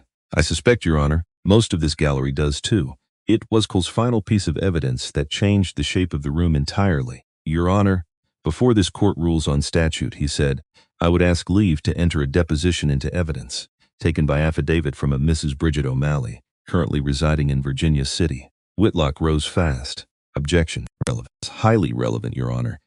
The character and motive of the petitioner bringing this claim. Cole didn't wait for the ruling before continuing, his voice carrying clean to every corner of the room. Mrs. O'Malley's deposition states that 2 years prior, she arrived in this county under an arranged marriage contract with Mr. Cornelius Whitfield, that she was publicly rejected upon arrival on grounds of an insufficient dowry in front of witnesses, that the advance settlement paid by her family was never returned. There is a second name in the same deposition, Cole went on, referencing a similar arrangement 3 years prior in Sacramento, involving a Miss Anna Kessler, under near-identical circumstances. Public rejection. Cited insufficient dowry. Advance settlement never returned to the woman's family. The room, which had been quiet before, went silent in an entirely different register. Beside Ezra, Suwan had gone very still, her hands tightening in her lap, and he understood, watching her, that this piece of the morning had landed somewhere deeper than anything before it. Not surprise, exactly. Something closer to a wound reopening the sudden, sickening understanding that her own humiliation on that platform had not been a singular cruelty, a moment of one man's particular meanness, but a pattern, rehearsed, repeated, perfected on other women before her, women who'd likely stood just as alone, just as far from home, with no stranger stepping forward to pick a coin up out of the dust. Cole read a portion of the deposition aloud, careful, unhurried, and Suwan listened with her jaw set and her eyes fixed forward, and Ezra reached beneath the table and found her hand, and held it, and did not let go for the rest of the reading.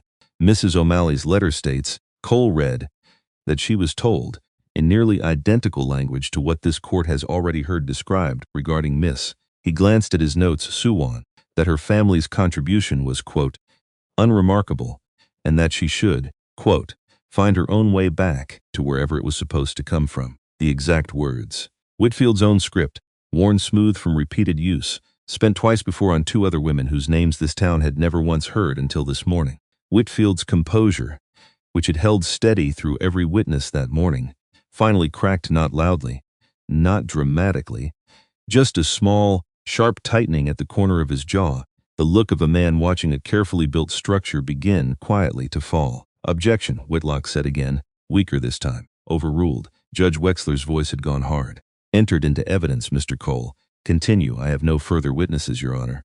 Cole turned finally to face Whitfield directly, except to note, for the court's consideration, that a man who has apparently made a practice of this particular cruelty is perhaps not the ideal party to be lecturing this court on the sanctity of household arrangements. Suwan's hand tightened around Ezra's heart, and when he glanced at her, he saw not fear in her face, but something fiercer, a woman watching, for the first time, the true shape of the man who had discarded her, and understanding, finally and fully, that his cruelty had never been personal at all. She had simply been the latest in a line, interchangeable to him, the way a tool is interchangeable to a man who only cares that it functions. It made the whole thing smaller somehow, and larger, both at once. Smaller, because it meant none of it had ever truly been about her worth. Larger, because it meant other women, somewhere out there, had carried this same shame alone, without a stranger's hand, reaching down to lift a coin out of the dust on their behalf. She said nothing in that courtroom, but Ezra felt, in the grip of her hand, a promise being made all the same that whatever came of this hearing, she would not let this particular cruelty stay quiet and unnamed for a third time. Judge Wexler did not take long to rule. He removed his spectacles first, cleaned them, unhurried, in the particular manner of a man who understood that a courtroom waiting on his words deserved a moment of visible consideration before receiving them. This court finds, he said finally, that the claim of Ezra Colton is valid, continuous, and improved in full accordance with state requirements. He set his spectacles back in place. The challenge is dismissed. A breath moved through the gallery, held collectively until that moment and released all at once. This court further notes, for the record, Wexler continued, his voice hardening now, a pattern of conduct raised in testimony today, specifically regarding the petitioner's prior dealings with Mrs. Bridget O'Malley and Miss Anna Kessler, that warrants separate inquiry by state authorities. I am referring the matter accordingly, and I would encourage any further parties with similar grievances against Mr. Whitfield to come forward while that inquiry is open. He looked for a long moment directly at Whitfield. This court has seen a great many claims disputed over matters of statute, Wexler said. It is considerably rarer that a petitioner's own character undoes his case more thoroughly than his opponent's defense ever could. Mr. Whitfield, you may consider that lesson free of charge, since it appears to be the only thing this proceeding has cost you honestly. He set down his gavel. The gallery did not erupt. Exactly. Small towns rarely allowed themselves that kind of unguarded noise in a courtroom, but something moved through it all the same. A collective exhale, a shifting of shoulders, the particular relief of people who had come expecting one outcome and received a better one. Ezra sat very still a moment, letting the words land fully before he trusted them. Beside him, Suwan let out a breath she'd clearly been holding since the gallery doors first opened that morning. "It's over," she said, quiet, disbelieving. "It's over," he agreed. She reached for his hand under the table, and this time neither of them cared who saw it. The ride back to Ironwood that evening felt shorter than any ride Ezra could remember. The whole valley lit gold with late winter light. A caravan of wagons trailing behind theirs like the town itself had decided to escort them home. Someone had gotten word ahead, somehow Doran, probably, riding fast on his fastest horse, because by the time they reached the edge of Ironwood proper, a small crowd had gathered outside the general store, waiting. Garrity was the first to reach the wagon, offering a hand to help Suwan down like she were visiting royalty instead of a woman who'd once had a silver dollar thrown at her feet on that very street. "Heard it went well," Garrity said, understating it plainly, the way he understated most things. "It went well," Ezra confirmed. A cheer went up from the small gathering, modest, the particular restrained noise of a town not fully practiced in open celebration, but real all the same. Otis Pruitt appeared with a crate of provisions, he insisted, over Ezra's protests, on gifting them free of charge, and Fenwick's boy ran circles around the wagon wheels. Delighted by an excitement he was too young to fully understand the source of. Suwan stood in the middle of it all, quiet, taking it in, and Ezra watched something settle behind her eyes, that he recognized immediately, because he'd felt the same thing settle behind his own ribs not an hour before in that courtroom. Belonging, not granted grudgingly, not offered as apology. Simply, finally, undeniable. Whitfield left the courthouse alone, his lawyer already several steps ahead of him. Already, Ezra suspected, calculating how quickly a man might distance his practice from a client under state inquiry. A telegram found Whitfield before he'd even reached his carriage, delivered by a boy who clearly had no idea what weight he was carrying. Callaway Group withdrawing, stop publicity, unacceptable, stop redirected. Stop, Whitfield read it once.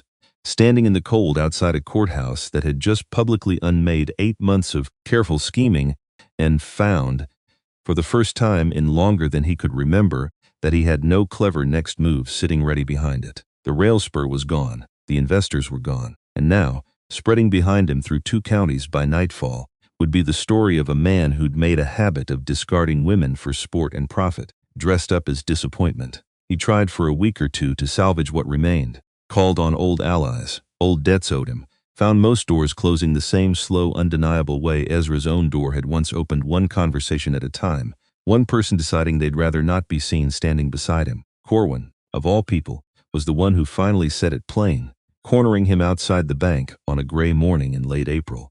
"Man who'll do that to 3 different women," Corwin said, not unkindly, "just tired. Isn't a man I care to keep doing business with." Whitfield. Whatever else you've got to offer." Whitfield sold his interests in Ironwood within the month, left quietly without ceremony, the same way he'd once made sure Suwan's humiliation was anything but quiet. Nobody in town claimed to miss him. The valley eased into early summer that year, warmed as much by relief as by any real change in the weather. Otis Pruitt's store reopened its doors wider than before, and stayed that way, Otis himself greeting Ezra now with the plain, easy warmth of a man who'd finally set down a weight he'd been carrying too long to remember what walking without it felt like. Suwan's garden came back fuller than any year before it, word of her cooking and her healing hands having spread, by then, well past Ironwood's borders. She sold vegetables at the market every week through that spring, and nobody in the square looked away from her anymore. And nobody needed to be convinced twice. Families she'd nursed through the fever brought their own small offerings back to her in return.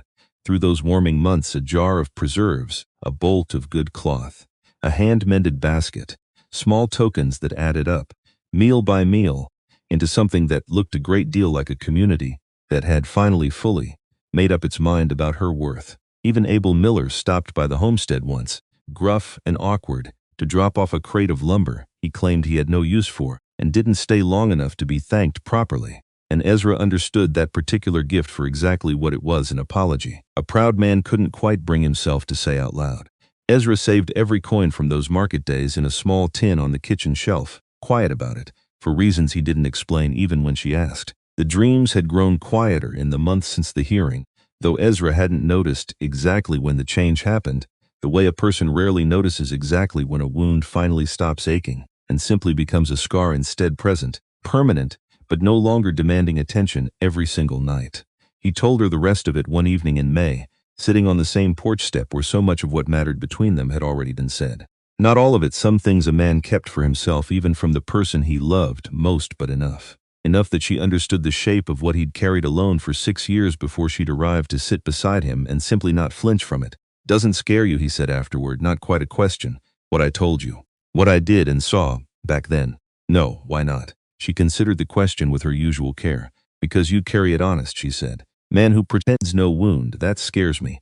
Man who shows wound, lets someone else see it, that man I trust." A small pause. "My grandmother, healer for many soldiers. I learn young worst wound is one hidden so long it forgets how to heal at all. You did not let yours forget." He thought about that a long while, watching the last light die soft over the ridge, the same ridge that had watched over every important thing that had happened between them this past year. "Wasn't sure I could," he admitted. "Say it out loud, I mean. Not until you started asking without demanding." "I know." She leaned into him. Easy. Familiar now. Nothing careful or measured left in the distance between them. Some doors only open from inside. But easier to open, I think, when somebody sits close enough outside it, waiting, not pushing. He didn't have a response equal to that. Just pulled her closer and let the quiet settle around them. Easier now than it had ever been, a silence built on things finally spoken instead of things still waiting. He found the tinker on a Tuesday, passing through on his cart of trinkets and mended pots, and traded the whole of that tin for a single ring, simple brass, unadorned. Nothing close to the gold Whitfield had once demanded and never received. He waited for evening, for the particular hour when the light went soft and gold over the ridge, the same hour they'd first sat together on this porch, with 2 mugs of chicory coffee and a storm just cleared overhead. Suwan came out to find him already sitting on the step, the ring turning slow between his fingers. "Ezra, sit with me a minute." She did. Didn't ask what the ring was for, not yet, though he suspected she already knew, the way she seemed to know most things before he'd found the words for them. "I've been thinking," he said, "about that first day. Platform. Coin in the dust." He turned the ring once more, then stilled it. Finally, between 2 fingers. "Man threw you away because he only knew how to measure worth in gold he could hold in his hand. I remember. I didn't understand what I was looking at either, that day. Not really. Thought I was offering a job. Shelter for labor. Simple trade." He met her eyes. "Took me a long while to understand I wasn't the one doing the rescuing that day." "Ezra, let me finish, please." He held up the ring, plain brass catching the last of the light. "This isn't gold either. Bought it with money from your garden. Matter-of-fact vegetables you grew out of ground that wasn't supposed to grow anything at all. Seemed fitting. Whatever we build from here, I don't want it built on anything Whitfield would have recognized as worth having. Want it built on what you actually are. What you actually carried here, in that little bundle, when the whole town thought you'd brought nothing." He held the ring out. Plain, no more speeches left in him. "Suwan, will you stay? Not as housekeeper, not as trade, as my wife, if you'll have that instead." She looked at the ring a long moment, looked at him. Then she laughed soft, unguarded, the same bright, unexpected sound he'd first startled out of her over a sad juniper branch, and reached out and slid the ring onto her own finger before he'd fully finished holding his breath. "Yes," she said, simple, certain. The same word she'd once given him on a train platform in a different context, meaning something smaller than it meant now. "I can cook, I can garden, I can heal." A small private smile. "Now I can also say yes." He laughed too, the sound rough and real, and pulled her into him, and for once neither of them measured the distance between. 2 people sitting on a porch step, because there wasn't any distance left worth measuring. They married that summer, small and plain, in front of a town that had once let her stand alone on a platform and now filled a church to see her stand beside a man she'd chosen for herself. The morning of it, Mrs. Ashford arrived at the homestead uninvited and welcome all the same, insisting on helping with Suwan's hair, fussing over small details with the particular fierce tenderness of a woman who had, somewhere over the past year, decided to claim Suwan as something close to family. "You're trembling," Mrs. Ashford said, working a pin into place. "Nervous. Good kind of nervous, I hope." Suwan met her own eyes in the small mirror propped against the wall, and found, looking back at her, a woman entirely unlike the one who had stood frozen on that train platform 11 months before. Dear, rooted, the way her garden had rooted itself into ground that wasn't supposed to grow anything. Good kind, she agreed. The church was full past its usual Sunday count, benches crowded shoulder to shoulder, half the valley for an occasion that would have been unthinkable to most of them a year before. Garrity stood near the back, scrubbed cleaner than Ezra had ever seen him.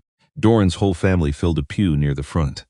Fenwick sat with his son, healthy and restless beside him, fidgeting through the ceremony the way boys always did. Otis Pruitt had closed his store for the afternoon, a thing he'd never once done for anyone else's wedding in Ironwood's history, and stood near the aisle with his wife, both of them watching with an expression that carried more gratitude in it than any gift could have. Suwan wore no silk that day, wore instead a simple dress in a soft, ordinary color, because the woman standing at that altar no longer needed armor to prove what she was worth. Judge Ashford presided over the ceremony himself, his voice carrying warm and steady through a room that had, 11 months earlier, let this same woman stand alone in front of a crueler kind of crowd entirely. "Ezra Colton," he said, "do you take this woman?" "I do." Faster than the question had finished, which drew a ripple of soft laughter through the gathered benches, and Ezra didn't care one bit how eager he'd sounded saying it. When it came her turn, Suwan looked at him a long moment before answering, not hesitation, but the particular pause of someone choosing to feel a moment fully, before letting it pass into memory. "I do," she said. Plain and certain, the same two words that had once, on a train platform, meant something entirely different and considerably smaller. The church erupted, quiet and warm, into the particular noise of a small town letting itself feel something it had once been too cowardly to feel out loud. Mrs. Ashford cried openly, unashamed, dabbing at her eyes with a handkerchief she'd clearly brought, expecting exactly this outcome. Garrity gave away, of all things, a hand-forged trivet as a wedding gift, practical to the last, and refused, same as always, to accept payment for it. Otis Pruitt shook Ezra's hand twice, like once wasn't enough to say what he meant by it. They ate together afterward in the churchyard, long tables set end to end, food brought by half the valley, though it was Suwan's own dishes, set at the center of it all, that emptied first, same as they always did. Later, much later, when the gathering had thinned and the summer evening had gone soft and gold, the way it always did over that valley, Ezra found Suwan standing alone at the edge of the churchyard, looking back toward the homestead road, toward the direction of a home that was now, finally, fully both of theirs by every measure that mattered. He came and stood beside her, didn't need to ask what she was thinking. "Long way from that platform," he said. "Very long way." She reached for his hand, laced her fingers through his. Easy now. Familiar, no careful distance left between them at all. "Worth every mile, I think. Even the hard ones." "Even the hard ones," he agreed. And later, when travelers passed through Ironwood and asked about the homestead at the edge of the valley, the one with the thriving garden, the one whose table was, by local reputation, the finest in the county, the story they were told was never about a rich man's cruelty. It was about a coin picked up out of the dust, a crude gesture toward a stove and a pot. A woman who had crossed 11,000 miles carrying what looked, to one blind man's eyes, like nothing at all, and who had built, out of that nothing, a home two people were proud to call their own, and a town that had finally learned, slow and imperfect as the learning was, to measure a person's worth by something truer than gold. Not gold, something worth considerably more than that.